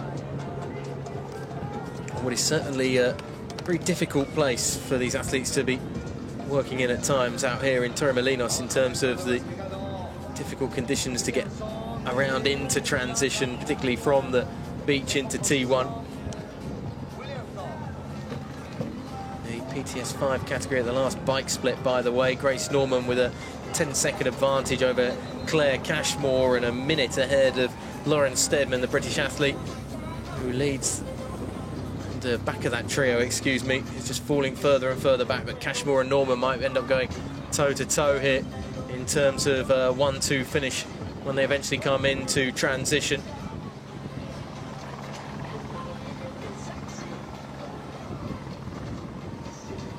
British athlete Finlay Jakes, we're seeing on the screen here, currently sitting in 10th in the men's PTS 4 class. 2 minutes 47 back from the front. It's a field with a lot of depth, and Finlay making some moves there, passing Sanchez Palermo up.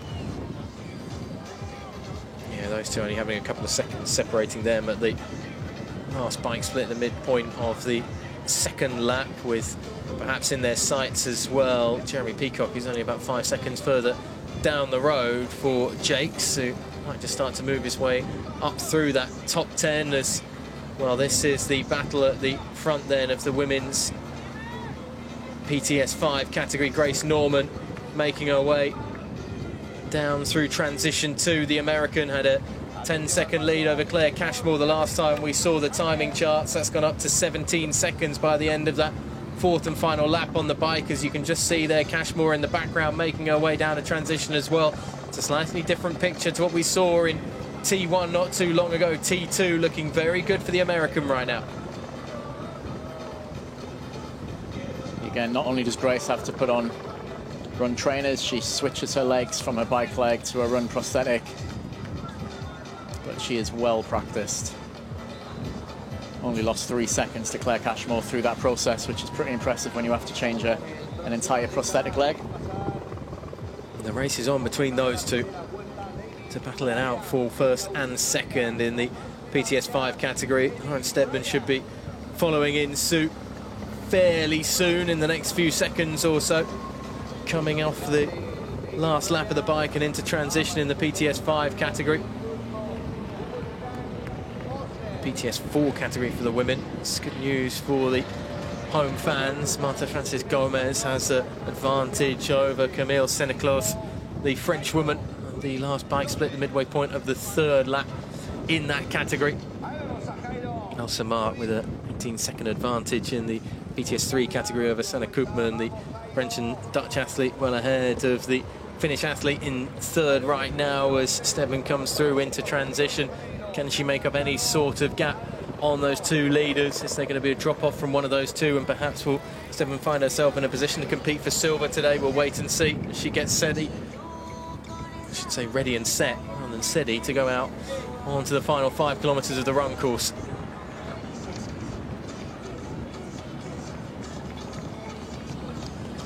Be interesting to know. Lauren and Grace raced only last weekend in Alhandra at a Para World Cup event. Whether she's come off the back of that just a little bit tired. Grace obviously using it as part of her strategy, travelling across from the States just to get a bit of a sharpener in. Seems to be working so far.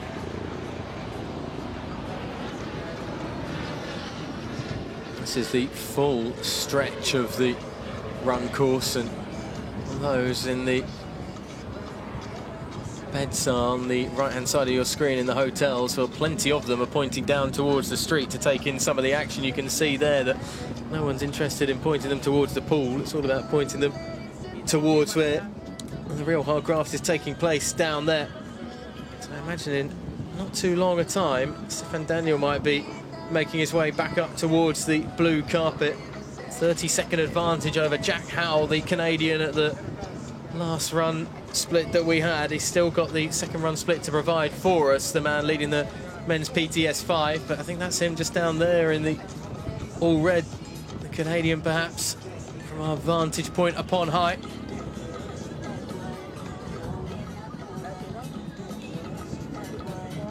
Just as we're watching Stefan Daniel in the closing stages of this 5K, an interesting little story coming through from the men's PTS 2 category. Jules Ribstein is indeed in first place, only 11 seconds up from Vin de Pep of Belgium. However, Jules Ribstein looks as if he has a 10-second penalty for a mount line violation that he still needs to take, so that could come down to the wire. In the meantime, Daniel 30 seconds ahead of everybody else. The battle for seconds going to be interesting though between Howell and Marquez there.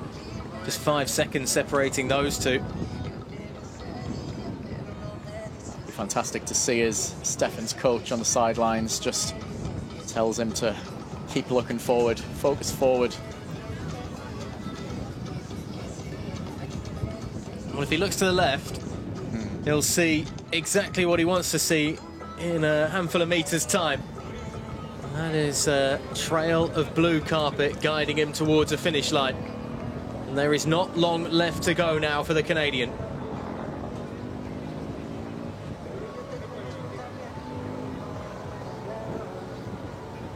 The aggressive running of this man is surely going to play out in just a few moments' time.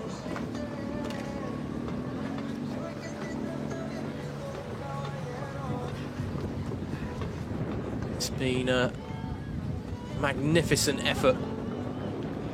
You can see that start-finish line. I should say that finish line rather than start-finish line, of course, just away on that left-hand side. Daniel, nothing but open road in front.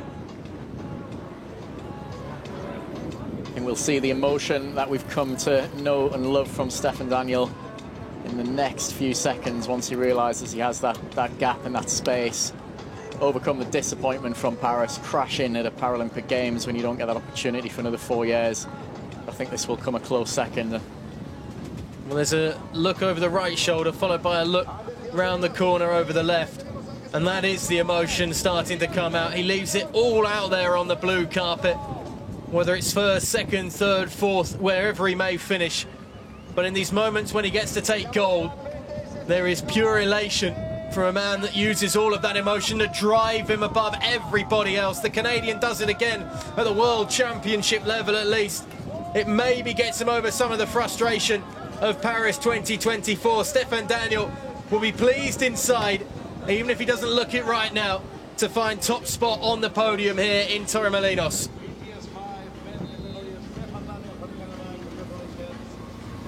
And there is nobody really too near him. Plenty of time to look back and assess those in close proximity. It looks like it's going to be Jack Howell who will wrap up the second spot on the podium, able to fend off the challenge of Felipe Marquez and actually find a pretty decent gap for himself ahead of the Portuguese athlete in the end. Tom Williamson's the one who's just dropped between the rank and file at the front to finish fourth, as it looks like it's going to stand, but it's a successful silver for the Australian. And the Portuguese athlete will get set, Felipe Marquez, to be able to at least take the bronze spot on the podium without too much of a challenge coming from behind in the end. And the top three in the men's PTS 5 category have written their name into the Para-Triathlon World Championship history books once again. I don't think anyone would have predicted at the beginning of today that that would have been your men's PTS 5 podium, but absolutely sensational racing. Jack Howell going from 7th place at the Paralympic Games to a 2nd place at World Champs within a month. He'll be delighted. Elsewhere on the first run split, by the way, of the women's PTS 5, it's a 27-second gap that Grace Norman has created between herself and Claire Cashmore. There's one of the favourites that was expecting to perhaps compete for a podium and possibly a top spot here today. Chris Hammer unable to do it justice in the end, but he has been able to at least find fourth, showing off his running might as Tom Williamson falls down to a top 5 finish. The Irishman, who looked like perhaps he could come away with a medal today, unable to do it on the run right at the end, as Stefan Daniel is going to be chatting down there on the finishing line, and perhaps will look a little happier than he did when he crossed the finishing line, as he gives us a debrief of his race in just a couple of minutes' time. I think that's Grace Norman in the meantime, just making her way around, but let's catch up with the Canadian who takes gold today. Stefan, congratulations. It's another world title, and absolutely no doubt about how much that meant to you when you crossed that line. Yeah, that feels quite good. Obviously, I had tough luck in Paris. That was the whole goal of the year, and I had some bad luck, but I was able to kind of pick myself up the past 4 or 5 weeks. It wasn't easy at all, but I'm happy that I was able to kind of stick with it and just muster out one more good effort here, and I'm really happy with the result. Let's just reflect on that Paralympic moment for a moment then, because yeah, it was impressive just to finish that race in many ways. So just talk us through that incident and yeah, how hard that was to come back from. I mean, yeah, that was probably one of the hardest things I've ever had to do. Like, I was having like the race of my life, honestly. I just took the lead and then I just made one silly mistake, and before I knew it I was on the ground, and didn't think twice about it. I always find it, if you can finish a race, I have a strong belief that you should always do that, and I just wanted to get back on my bike and soak in the experience as much as I could, so didn't think twice about it, but yeah, it wasn't easy to go through, for sure. No better therapy than becoming world champion. Let's start with the swim. It was tough conditions out there. I mean, in terms of like the brightness and the so on, like, yeah, how did the swim roll out for you? It was good. Yeah, I was trying to get on Jack's feet, but he was just a little bit too quick, but the front 3 guys, they kind of got a gap on me, and then that gap just kind of stayed the same after a few hundred meters. I think we had a pretty good gap on the rest of the field, and then it took me a couple laps to catch them on the bike before I was able to kind of lead it out. But yeah, solid day all around, and was able just to kind of muster a decent run together, so it was good. Brilliant. So calling it a year there for the close season, and then building up to another, what will be a massive LA. How are the plans looking? Yeah, probably done tri-season for sure now. I think my body's pretty much toast. I think most people would say the same thing. So Paralympic years are hard, but looking forward to a good break now, and just getting ready for another quad. I know LA will be another cool Olympics. It's a long ways away, but it kind of starts next year. So yeah. Yeah. Another brilliant year. Thanks for the entertainment. Thank you. Yeah, the 4-year question returns once again for a victorious athlete. Stefan Daniel is more than happy to step away for a few weeks, you feel. Bet there's a sunbed on the beach with his name written on it right now for the Canadian. As the rest of the PTS5 men's category continue to filter through elsewhere onto the end of the first lap of 2 out there on the run in the PTS5 women's category. Grace Norman has a 47-second advantage over Claire Cashmore. Lauren Steadman now is over 1 minute and 15 seconds behind her fellow countrywoman in 3rd, although it looks like still those are going to be the top 3 and they are safe and away from everybody else. Let's have a look at the PTS5 women's category. The midway point on the bike splits on bike lap 4. Marta Francis Gomez is up there in the lead, the Spanish athlete, with Camille Sedeclaus 32 seconds behind her in the battle for the top 2. Elke van Enkelen, the German, still 1 minute and 49 back on the leader on that one. In the PTS3 category for the women, Elsa Mark is there leading the chase right now. Sanne Koopman right on her heels, although only 1 minute 40 separating first and second, so that may be done and dusted in terms of competition just yet, unless the French woman suffers some sort of technical error. In the PTS2 category, Elisa Seely is head and shoulders above the rest right now on that midpoint on the 4th lap of the bike, way out in front, almost 5 minutes separating her and the Venezuelan Emma Josica Rodriguez. So we come to the men's PTS4 category, and a man we haven't actually seen a single sign of yet. Alexis Honquicont, 52 seconds on the last bike split ahead of Gregoire Besson, his French compatriot. They'll be coming out down into T2 in the not too distant future. Carsten Clough 2 minutes behind the French leader, although Honquicont at least being put under a little bit of pressure inside a minute there in separating first and second. At the bike split 3, the midway point of the 3rd lap on the PTS3 men's category, Max Geller is ahead of Daniel Molina by 10 seconds. The German leads the Spaniard, which would be an upset on home soil if that were to stay that way right now. Jules Ripstein, as you touched on there, Johnny, has got 10-second penalties, 20 seconds ahead of Wim de Pek, the Belgian, in the PTS2 men's category at the 3rd bike split, the midway point of the 3rd bike lap. That's, I guess, the rundown of how it looks right now in all of the other categories, and we can try and piece everything together once again, Johnny. Yeah, pretty impressive for you to have managed to get that summary out in one go, Ollie. With as many athletes as we've got out on the course right now. Some really interesting stories starting to unfold, though, and I think you pointed one out, Max Geller taking the lead here from Daniel Molina. That's exactly what happened in Paris as well, and the different strengths of these two athletes, and it was definitely on the run where Daniel was able to push forward, take that lead actually quite early on, and Henry Urand, who we saw earlier from Great Britain, a young athlete, has now moved up into 3rd as well, so interesting to see how much he can pressure those top 2. And yeah, let's see when and where Jules Ripstein chooses to take his penalty, knowing that he does not have much time to spare from 2nd place.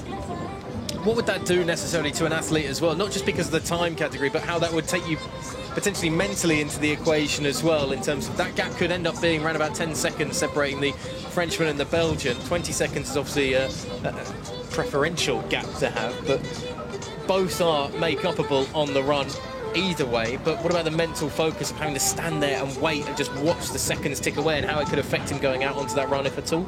Yeah, you see the best athletes just stay calm, and it's the hardest thing in the world to be able to do in that moment, but you don't want to leave that penalty box any more tight than you start it. Take it as an opportunity to just have a breather, let that heart rate drop by a couple of beats, and then you go again. It's a 2-lap run course, so there'll be an opportunity either on lap 1 or lap 2 to take it. That'll be the main decision. And primarily, he has to know that he has a penalty in the first place, so hopefully either one of his coaching team or he's got enough concentration to be able to see his number up on the board and make sure he doesn't end up being disqualified if he doesn't take it. Wim de Pek, just seeing there at the end of bike lap 3, has actually got ahead of Jules Ripstein there, according to our timing charts in the men's PTS2 category. In the meantime, athletes going through transition. It's the PTS4 category sees Marta Francis Gomez coming into transition in 1st place leading Camille Saint-Claude, the French woman. She's got around about 30 seconds or so advantage. And she's also got the urgency of a home nation athlete looking to perform here on Spanish soil, Spanish sand of Torremolinos. There is the French woman who comes in alongside her in transition, who's perhaps got the best chance to put her under some sort of attack on the run. As Marta Francis Gomez out of transition and getting out onto the 5 kilometre run. How much time can be made up by the French woman coming through transition? 33 seconds the gap stood at the end of lap 4 on the bike. 54.56 is the time that the Spaniard is out of transition. If their form this year is anything to go by, they're very, very similar in standard on the run, only separated by 5 seconds. She's lost 20 seconds, Marta Francis Gomez, there in transition. 13 seconds the gap down to. That is a carrot on the end of the stick for Camille Saint-Claude that she can certainly try and get after. Just depends whether it's slightly too far out of reach or not. That's where it becomes all about racing, making good decisions. You'd expect Marta Francis Gomez to have all of her friends and family out on the course that day. Will it be enough? Sure, she'll have somebody out there telling her exactly what the gap is as well at some point, because you might just want to know that you've lost 20 seconds and the gap's down to 13. Alexis Honky-Con has gone through transition already in the PTS 4 category. I swear we haven't seen a single shot of him just yet. He's just out in a world of his own. He's doing a really good job of ducking and diving away from the cameras as well and just getting on with business with a minute lead coming out of transition.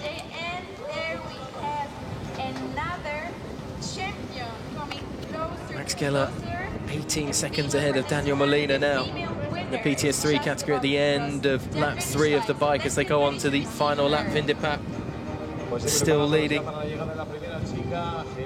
So we have a couple of incidents to note. Jules Ribstein, medical injury. Looks like he is out of the race. The Frenchman, a DNF next to his name on the timing charts. Ribstein dropping out of the PTS 2 category. In the meantime, we have the victor coming through in the women's PTS 5 category, and it's the American Grace Norman, another one who caps off the Olympic gold with a World Championship gold. She just got the better of Claire Cashmore and Lauren Steadman on the day today, as she did in Paris, and she takes gold in Torremolinos once again. And it was that run and the power on the bike that really set herself up for what's been a pretty dominant final 2/3 of this triathlon after the swim for Norman. We've seen Grace be dominant in the past, but that's probably one of the most dominant performances I think we've seen to overcome that deficit at the end of the transition one, to take what will end up being over a minute's advantage at the finishing line.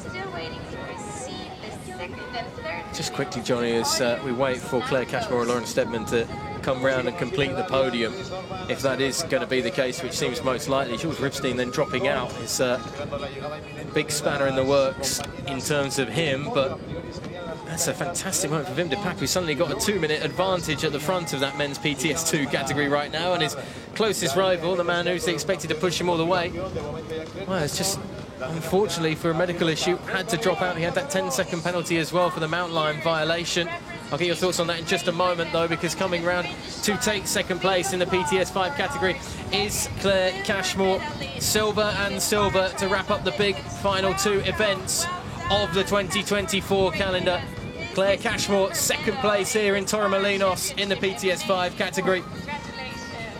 On another day, perhaps, there would have been the opportunity to go for gold, but she just had to succumb into the end to the quality of Grace Norman. And of course, making it back-to-back World Championship victories, the America's Championship as well. It's been described as supreme focus from Grace Norman in the 2024 year. She has had her ducks all lined up in a row since the American Championships earlier back in March, and has gone, I'm just going to pick them off one by one.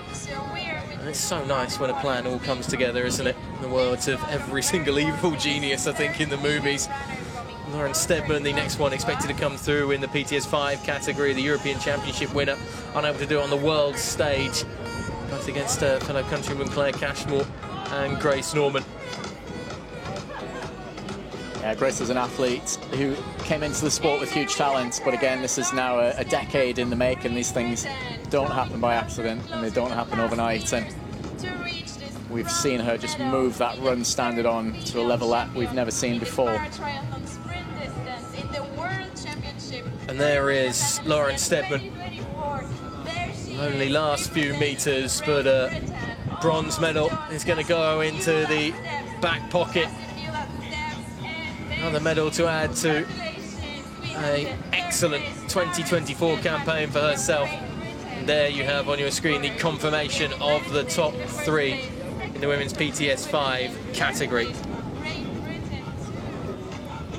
A beaming smile as well from Steadman, more than happy to put her name on the podium once again. Just quickly going back to the PTS 4 women's category, Camille Santa-Claus has taken the lead now ahead of Marta Francis Gomez on that run. The first run split as we wait for the first lap of the PTS 4 women to be completed has gone the way of the French woman, so she's been able to get herself in front of Marta Gomez.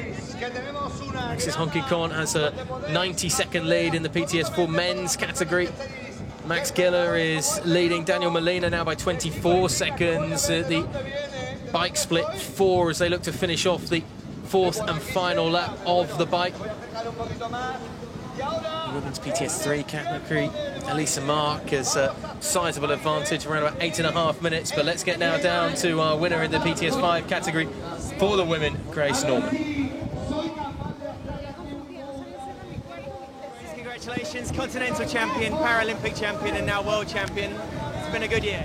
Yeah, it's been a challenging year, but I've grown a lot as a person and an athlete, and a win is a win, and I'm proud of it. Crossing the line again, multiple World Champions, but you know, you never get tired of that feeling, surely. No, it's my 5th world title, but each one has its own journey with it, and it's still a delighted feeling coming across first. It sounded like the build-up to today wasn't exactly ideal. Just tell us like how the previous few days have been going, without the details. Yeah, I raced in Portugal last week. There was my stomach had some problems with the water, and just didn't have a great lead up with nutrition and keeping everything down, but I lifted yesterday, was able to refuel and feel strong today. And just take us through that race today, dialed the swim, real happy with that bike, and then... Yeah, the swim was a little cold, but once I got going, it was really nice and I enjoyed it. The transition was long, but I just rolled with it, got on the bike, made up the ground that I lost in transition, felt really strong on the bike, and then came back for a really strong run, just enjoyed it. It's a complicated course, like the loop into transition and so on, so yeah, I mean, it's a tough test, but great crowds out there. Yeah, it was amazing. I liked the course. It was technical but fun, and the crowds were great. Kept me excited and ready to go. Great job, Bodo. Thanks. Thank you. Yeah, thankful to be spared the details from Grace Norman, but certainly fantastic for her to get over that stomach bug in the aftermath of Portugal and get herself, of course, with a victory here today at the World Championships. Wim de Paap coming through then out of transition 2 in just a moment. The Belgian, who looks like he's going to have a rather uncontested lead, with Jules Ripstein dropping out due to a medical problem with a DNF to his name. Diego Alfonso Lares Garcia dropping out in the same category due to a mechanical problem. The Mexican athlete, the closest one to chasing down the Belgian, is Leonel Morales, the Spaniard in that category, who is, well, who was at the last split 2 minutes and 14 seconds down on the Belgian. Max Geller be coming through into transition in just a moment in the PTS 3 category for the men. The German ahead of Daniel Molina as it stands right now. I swear Alexis Honky-Con is through the first lap of the run with a 2-minute lead over the rest of the field. So in the PTS 2 at the run split, Alyssa Seeley is well out in front still. The American is going to take the gold medal in that one, barring a minor miracle for anybody else. Same with Elsa Mark, who's 8 minutes ahead of Sanne Koopman, the Dutch woman. The first run split in the PTS 3 category for the women. Camille Santa-Claus and Marta Francis Gomez is the perhaps most exciting run split that we've got coming right now. As we have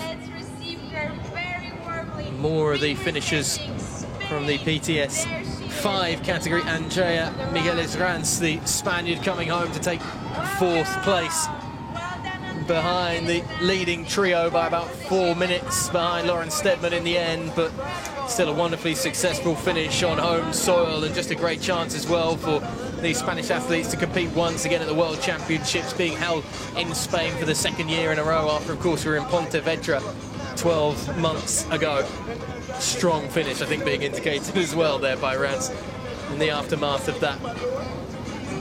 Elsewhere then, so you just see Daniel Molina getting ready to go out onto the run. Cedric Denusier, the Frenchman, right up with Molina as they go through transition to Henry Uran, the British athlete, about a minute off the leader. As more of the women's PTS 5 category continue to come through here. We're going to see a very close finish in this men's PTS 3 class. Max Geller out 48 seconds ahead of Henry Uran, who's had a great T2. Daniel Molina 53 seconds back, but both Henry and Daniel ran very, very similar in Paris, but both of them were a minute and 30 faster than Max Geller over that 5K, so they'll be trying to catch his sight, chase him down. That's Kenny Carrasco, the man who's at the back of the pile in terms of the men's PTS 3 category, about 16 minutes adrift of the leaders, as he's still waiting to come through and finish lap 3 of the bike, as the front 4 are all out then through transition and out on the run. Honky Con has taken the 2nd run split as the Frenchman is coming round in a few minutes' time to take what will be surely another victory, another World Championship, and a continuation of what is one of the great sporting victory runs out there in world sport, you would argue. There aren't many people that can claim that they haven't lost an event since 2019, an individual event, I should say, since August 2019. Yeah, it's beyond impressive. It's about as impressive as he's been able to evade capture from a camera today as well. So hopefully we get to see him at some point on this run, because watching him run, he's a tall old boy. It's a very impressive thing to see indeed. I tell you what, we do often get a couple of occasions during the Para World Champs and on some of the Para events on the World Triathlon calendar where the ribbon crew get caught off guard slightly and suddenly realise that they've got a victor coming down, because there is almost a slightly continual stream of athletes now making their way down the blue carpet from various categories that are all out there on the course, as we see some of the highlights of the athletes going through transition and out there on the course from today. And Honky Con might be the man, even though he is one of the most famous faces in World Para Triathlon, that may just catch them off guard, because we haven't seen him at all, as you say, Johnny, throughout the afternoon's action so far. And there's not long left on his run before he starts taking the steps down victory road, so to speak.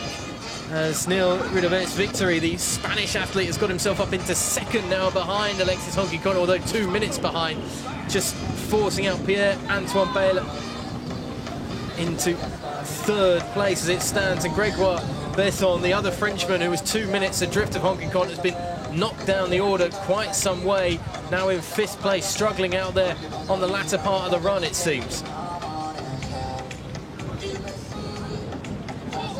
Just get a really neat close-up look at how sometimes difficult it can be to be quickly through transition and being able to do it smoothly in a calm and controlled manner. See there, Grace Norman going through the T2 before going out on her very successful run that gave her a sizable advantage in the end over everybody else in the field in that PTS 5 category that's continuing to make its way through, as we see the Polish athlete Monika Beltreska coming in to take 7th spot.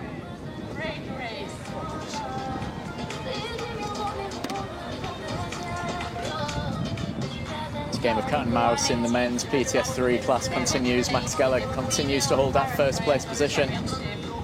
However, being chased, Henry Uran now only 14 seconds back, Daniel Molina 24 seconds back.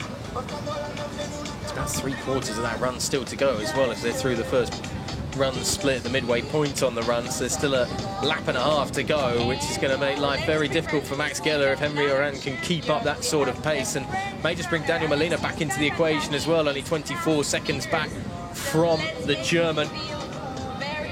It's about as close as it's getting out there as well at the moment in terms of tussles at the front of these various categories. Most of the other athletes are a number of minutes ahead of everybody else, including this man. Over 2 minutes advantage over the rest of the field. It's the first time we've seen him. It's no surprise, though, that the first time we see him is taking the top spot once again in the PTS4 category. He is simply unstoppable. Hop, skip, and a jump to the finishing line. Alexis Honky-Con, you are incredible at this level. And there is nobody that is coming close to what this man can do as he continues the winning run, continues to add and rack up the World Championship victories. And it is a perfect 2024, both on home soil and here in Spain, for that man. And he knows it.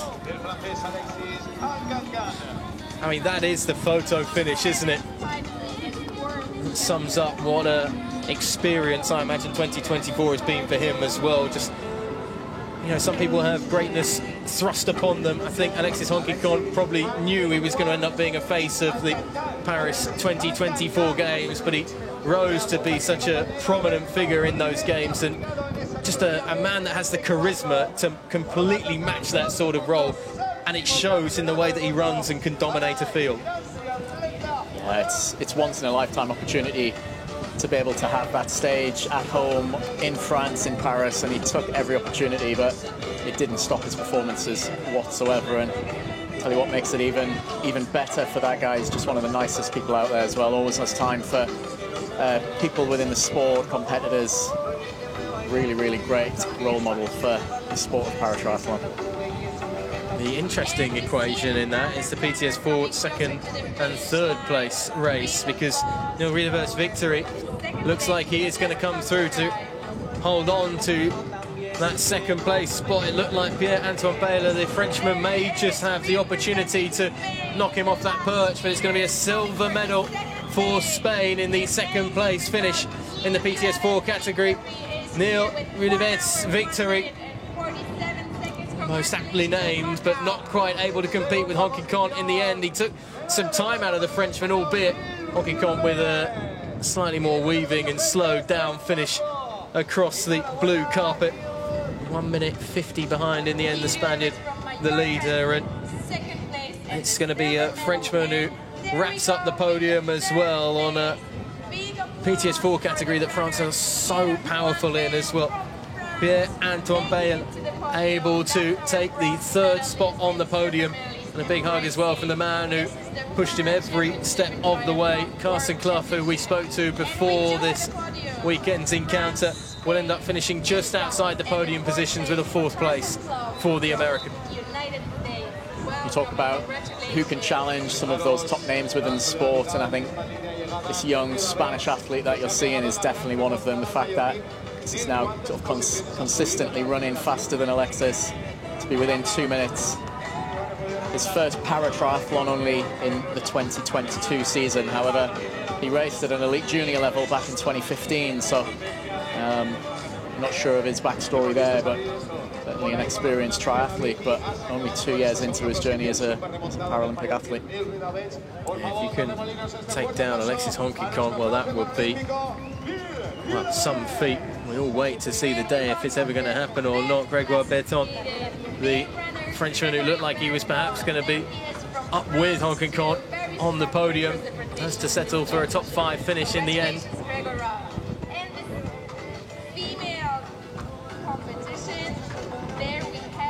Meanwhile, at the front of the PTS3 category, and it's a Brit that leads ahead of Max Geller, Henry Oran, and it's the advantage at the end of the first lap of the run. There is only 2.5 more kilometers to go. Daniel Molina 18 seconds behind Henry Oran. Let's catch up though with our victor from the men's PTS4 category. Alexis Honky-Con is down there on the blue carpet, and once more, well, it's an interview in a face that we are more than accustomed to hearing and seeing. after these World Championship victories.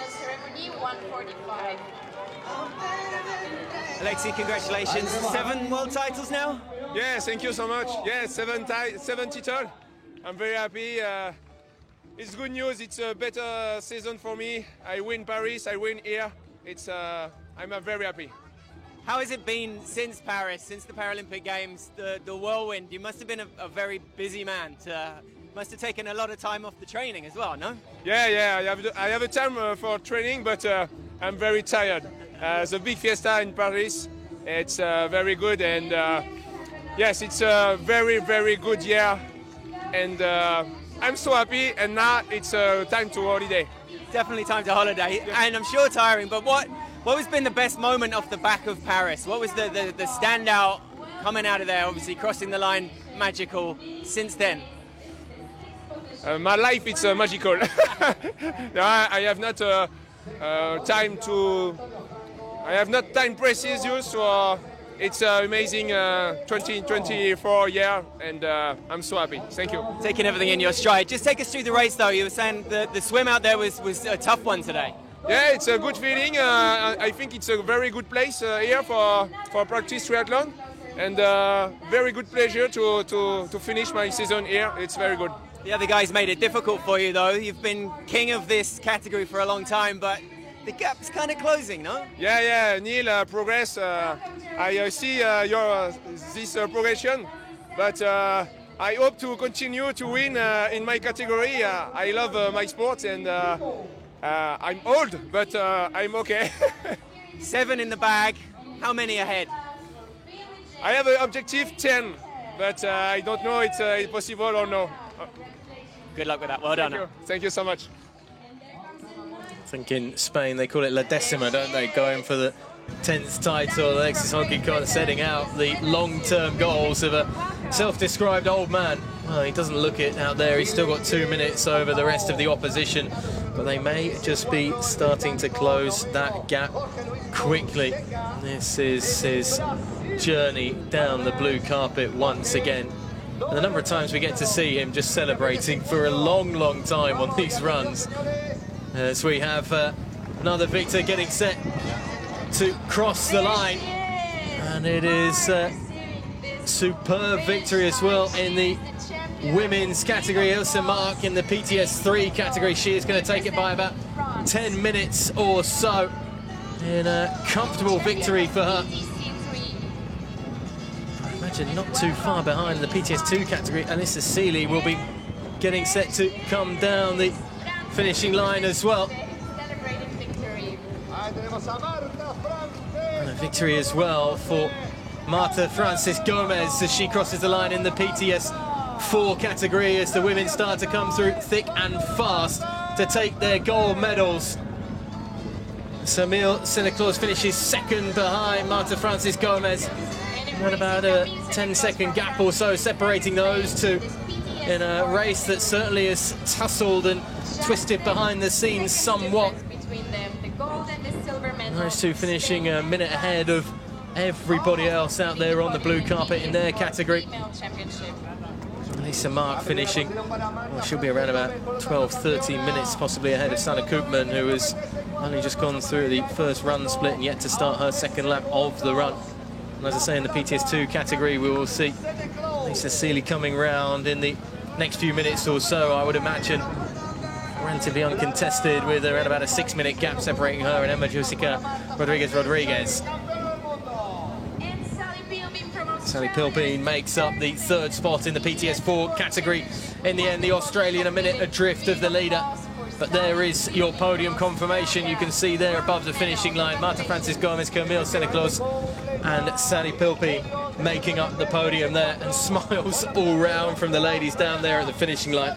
Tell you what, it's going to be busy with some of the interviews that we're going to be hearing in the next few minutes or so from the athletes down there at the start finishing line.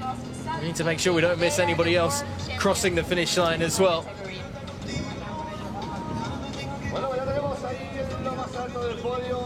Elsewhere out there on the course, we've wrapped up the men's PTS5 and the PTS4 categories. You still have the PTS3 going. That could be a dramatic finish. Daniel Molina 25 seconds though behind Henry Oran.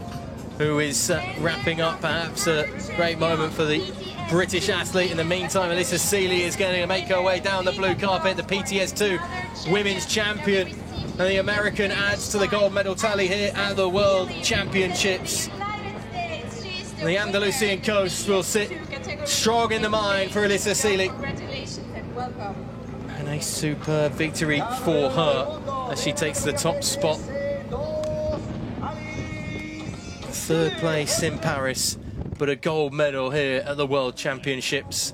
Let's get down and see who's down on the blue carpet, with three ladies finishing strongly in the last few moments. It's okay, it's okay. Elise, congratulations, world champion. You had to work hard for that. Yeah, I'm very proud of this winning. It was the last race with my coach, and I would like to finish your collaboration with a brilliant race, and I did it, so I'm very happy. Give us a name check for the coach. How long have you been working together? 11 years. So long collaboration. And excited about what's to come. You have a new coach coming in. How's the next year shaping up? We don't know yet, but would you like to say a few words in French for if you're more comfortable speaking in French about the race today? The race, it was, I like this race. I feel very well, and no, everything it was very top, and yeah, I like the swimming. Even I did a mistake with the orientation, but it was not so bad as I can. And after I like the by two with it was technical with some eddy, a little eddy, but no, it was very fun. And at the start of this year, I'm sure you had big plans, but you've achieved all the goals, surely. In 2024, you've ticked it off. Yeah, it's okay. It was the last race of Australia, and I am. It was a long season, but with lot of top of things. No, it was very fun season. Some golden moments. Thanks ever so much. Well done. Thank you. Elise Mark there, 3 World Championships in a row now for the French woman. I mean, Ollie, just to put that into perspective, these athletes all race within respective categories, and Elise Mark is a PTS 3 athlete, so more impaired than the athletes who race in the PTS 4 class, but she was over a minute ahead of Frances Gomez from Spain, so had she been in that class, she'd have not only won the PTS 3 women, but also the PTS 4, which I think is always testament to a fantastic performance.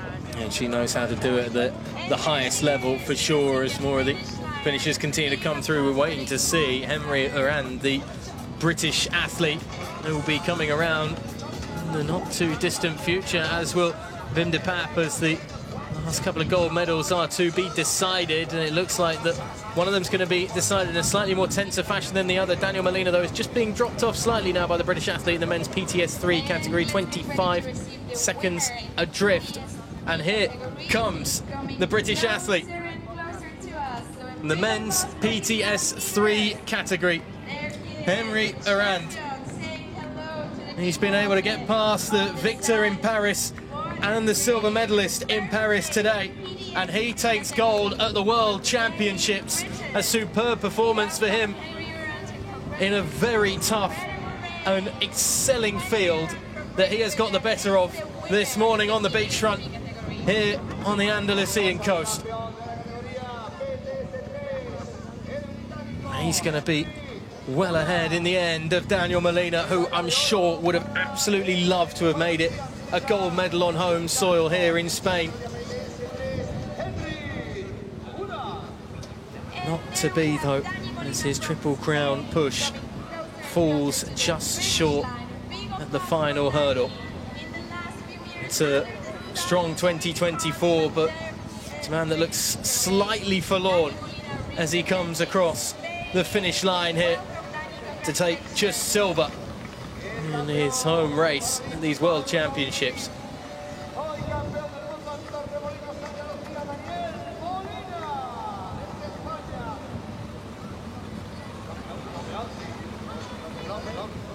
I think that might be Wim de Paap just making his way down the finishing straight as the Belgian looks to wrap up all of the gold medals here.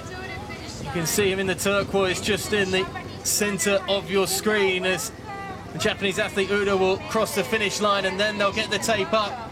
Wim de Paap helped out by the absence of Jules Ripstein, who had to drop out, but take nothing away from the Belgian, who's able to take World Championship gold here to wrap up all of our gold medals here on the Andalusian coast. Torremolinos has another champion crowned, and it's the Belgian who was perhaps given a little bit of help with the field, but has won excellently, around about 2 minutes ahead of the rest in the men's PTS2 category.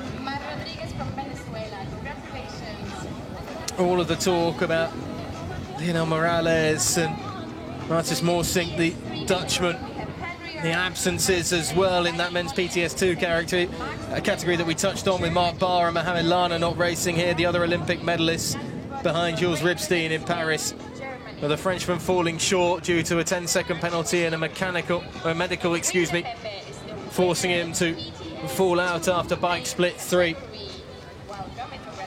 And it opened the door for the Belgian to write his name in world paratriathlon history.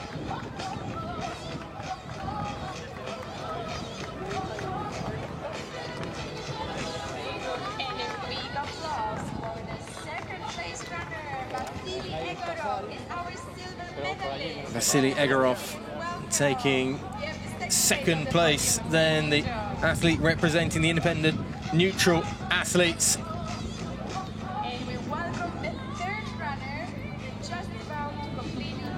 Lionel Morales is likely to be the man who will finish up in third in the men's PTS2 category. Cedric Denouzier coming across the line as well to take what will be a fourth place finish. Let's get down with more of the victors on the blue carpet. Congratulations, great gold out here, world champion again, and yeah, that must have meant a hell of a lot this year. Thank you so much. It's been a pretty fun year, so I'm really glad to finish it on top. And it's been it's been fraught with challenges this year as well. You feel like this has been a long time coming. Yeah, the past 2 years have been more challenges than I've wanted to have. So I'm hoping for a little bit smoother of an off season into next season. But I'm proud of the way I've conducted myself and never given up. Setting up on that start line, it was a tricky swim ahead. There was sighting issues going on with some of the athletes as well. How are you finding it? You know what? Actually, I think watching the wave go off before me gave me a really good idea of what I needed to do in the water. And I stayed right on course, so I was pretty happy with that. Coming in was rough. I think I drank about 3 gallons of salt water, just being battered by the waves. But other than that, I actually think I handled the challenge really well. And it'll stop you cramping up later on as well. Take us through the run to seal that deal. Like, it was tough, it was hot, crowds were coming out. Kind of enjoyable 5K for you. Yeah, it really was.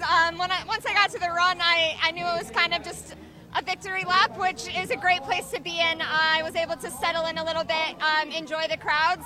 The wind was pretty tough out there, so it was nice not to have to go all out, but I'm really happy with how today went. Great job, and enjoy that top of the podium. Thank you so much. Thank you.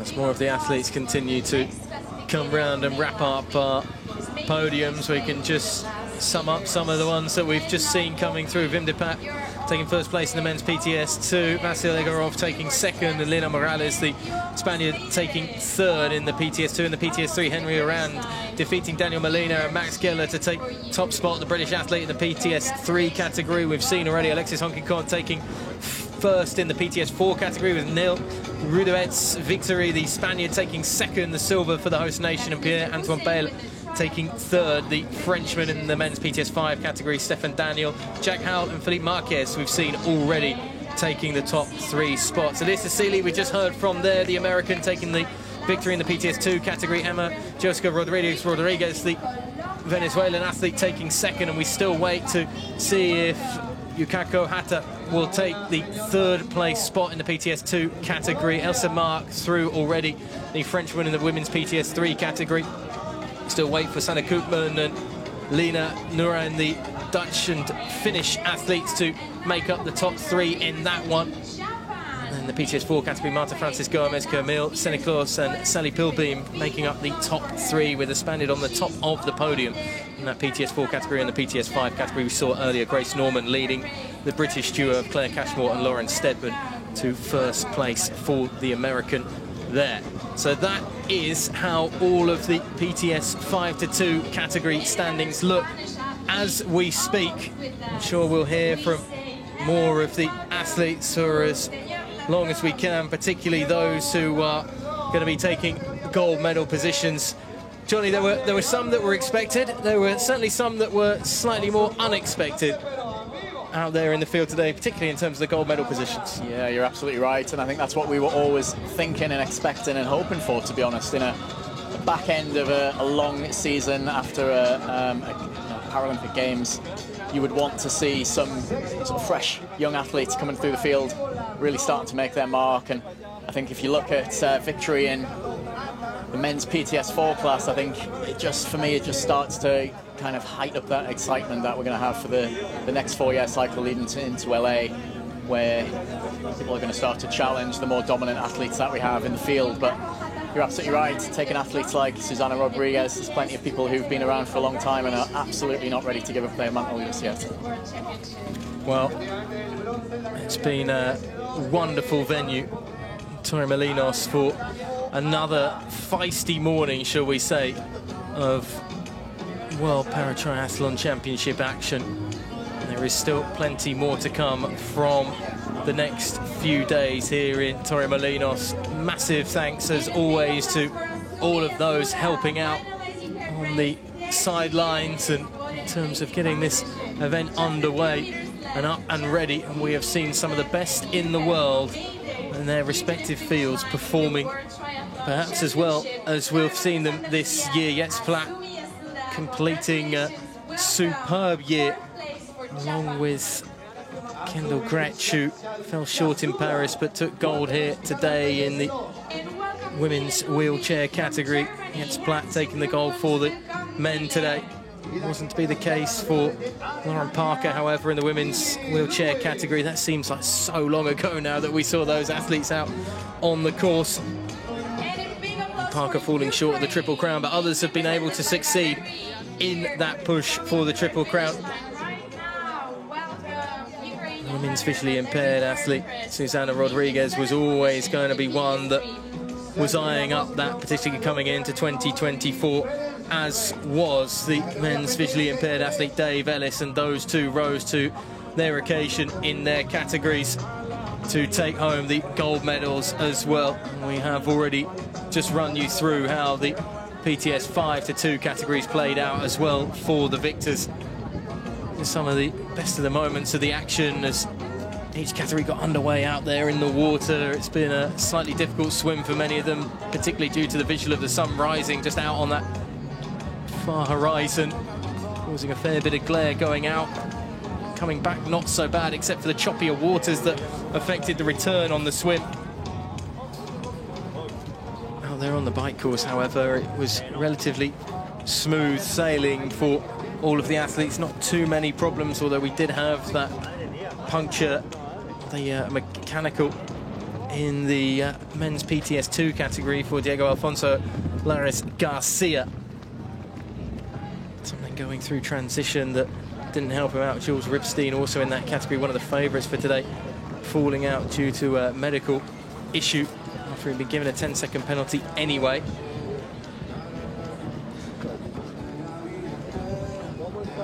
The athletes out then on the wheelchair category going out in the last 5 kilometres of the run stage, while others were getting underway in the water.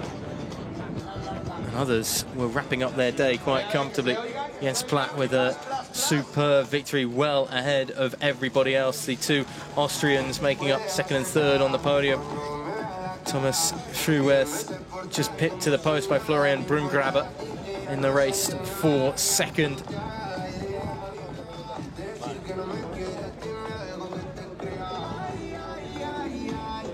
battle in the women's wheelchair category would ebb and flow until Kendall Gretsch got her nose in front and suddenly looked in a very dominant position indeed as the top three made their way through in the men's category.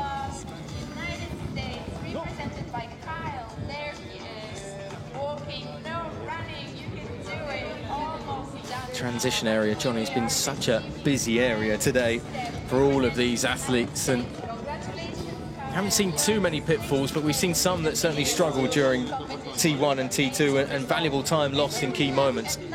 Yeah, it'll be interesting to see back once all of the detailed results come out, whether there was anyone who won or lost a position, won or lost a podium place due to transition, and we certainly saw that at Paralympic Games this summer and every major event that we've seen previously. It's not always the fastest swim biker runner who comes out on top, and today, with such a lengthy transition, it's almost been 4 disciplines, kind of the transition plus, we'll call it. Certainly will have had an impact, but like I said, I think thankfully we've seen good, clean racing, with the exception of Morsink, who really do hope he's okay. But it seems like it's on the whole been a great fair race for everybody. You see Kendall Gretsch taking top spot in the women's wheelchair competition. The American rising to the occasion, at least at the World Championships this year.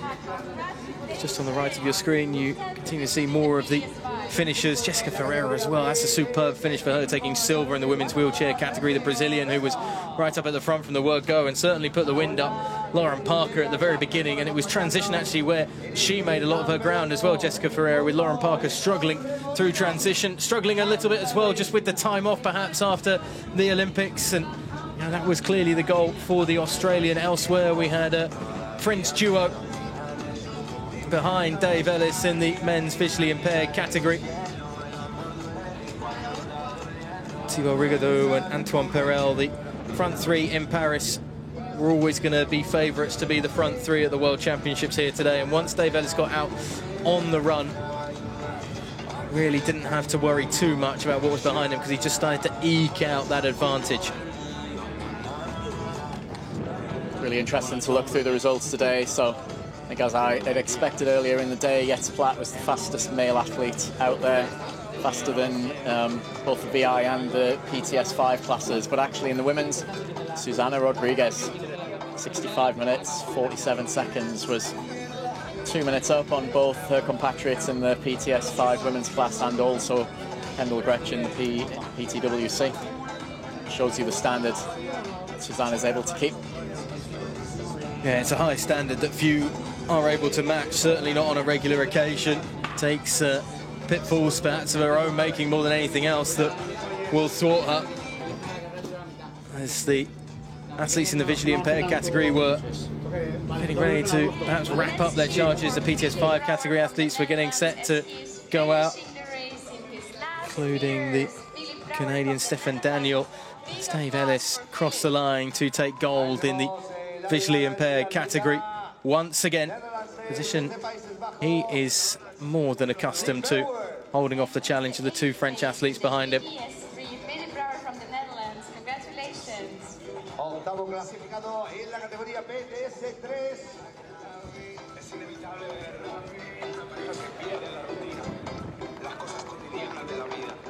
Antoine Perel and Thibaut Rigaudot taking third and second respectively, as the Spanish athletes have had certainly something to smile about this morning and the early afternoon. And if it wasn't necessarily in the men's visually impaired category where they fell short of a medal, Hector Catala Lapara unable to find himself in the top three against very stiff competition indeed, it has to be said. Even the officials have been enjoying the fun out there. Wasn't quite fun and games for Susana Rodriguez. It was assertive and dominant performance that was almost reflected slightly by her post-race interview as well. A few frustrations just being eked out over 2024. Will hopefully be put in the back of her mind after a superb calendar year of eventing and wrapping it up with another World Championship title, making amends perhaps for Pontevedra last year. As the PTS 2, 3 and 4 athletes started to make their way down to the beachfront to kick off their hard graft out there in the water. This sprint para-triathlon. Again, though, the transition area very busy indeed elsewhere in the field, particularly in the men's PTS 5 category. There was very little separating Jack Howell, Philippe Marquez, Stefan Daniel and Tom Williamson for a large part of the race. Chris Hammer, unfortunately, around about 2.5 minutes through transition, well off the pace, the American, and he would have a real tussle to try and fight his way back. He would fight his way back to a top 4 finish in the end. But from the outset on the bike, there a lot of attention went to Stefan Daniel, the Canadian, who we knew if he could be up and finishing the bike around or perhaps ahead of all of those in the lead, his run could be enough to see him through to another gold medal victory. Nolly, I think this is incredibly exciting to end a day like this, 2 days before we look ahead to the para mixed relay, which is only happening for the second time. 10 teams currently entered, with the United States having 2. And the rest of the field is made up by Team France, Brazil, Australia, Spain, Great Britain, Italy, Netherlands and Japan. So Sunday morning, we look forward to that action. We've seen a number of those nations actually provide a real excitement to the top end of our leaderboards today. You think about Team Brazil and what perhaps could have been for Leticia Freitas, who had a superb event in the women's visually impaired category. The team from the United States, well, they're always going to be strong, aren't they? So much effort goes into their triathlon funding and the training that comes with it, particularly at the para-triathlon level. The Spanish contingent will be keen to impress on home soil. We saw a fair few of them coming through transition as the cameras certainly put their attention on a number of the local athletes who are trying to impress, but this man caught the eye and continues to catch the eye. In the PTS 5 category, Stefan Daniel. There weren't many that could really contend with him in the end, as the women elsewhere on track in the women's PTS 4 category and co started to go out onto the bike and try and catch up with those that were leading in the PTS 5 categories. Not exactly important to do so, but interesting marker, as we touched on earlier. And Johnny, you mentioned the fact that Lisa Mark was able to finish ahead of those further up the field in terms of her category in the PTS 3 with a superb performance in 1 hour 16 as Daniel came into transition. Slender lead, and he would be first out of transition as well. Very quick and smooth through it and out onto the run, a run that we knew he was going to be strong, certainly. And Jack Howell in hot pursuit. The Portuguese athlete Philippe Marquez as well be part of that leading trio. Tom Williamson would be there with them for a little bit of the run, but he would fall back in the end, the Irishman.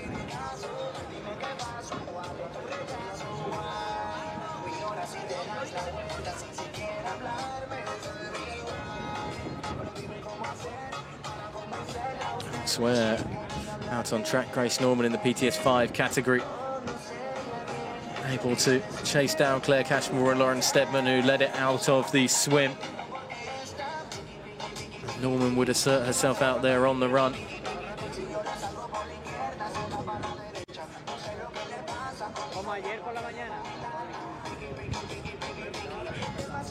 Stefan Daniel once again getting set to take the finishing tape as a gold medalist at the World Championships.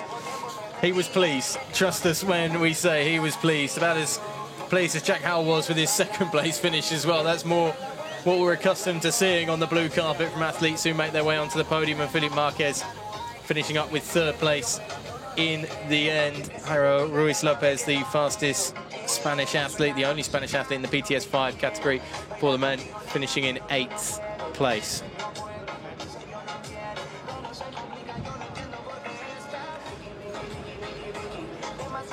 Ace work, Grace Norman taking a gold medal in the women's PTS 5 category. A victory for her. The two British athletes, Claire Cashmore and Lauren Stedman, making up the rest of the podium they just didn't have enough to hang tough with one of the toughest ladies out there today. Fantastic run from Norman, who distanced herself quite massively from the rest of the field, as the rest of the runners and riders came home to take their gold medals. Honky Conn in some style, almost a hokey cokey from Honky Conn as he came down the blue carpet. And that will leave us here from Torremolinos with the Para World Championships. We'll be back a little later on today with the Junior World Championships, but from the Andalusian coast, it's goodbye for now. Ready for Lina Norane from Finland, finishing her race. A big applause for Lina, representing Finland. The last meters for Lina, almost there, almost finished with her race. And we are cheering for you, Lina. Congratulations, Lina Norane from Finland. Welcome.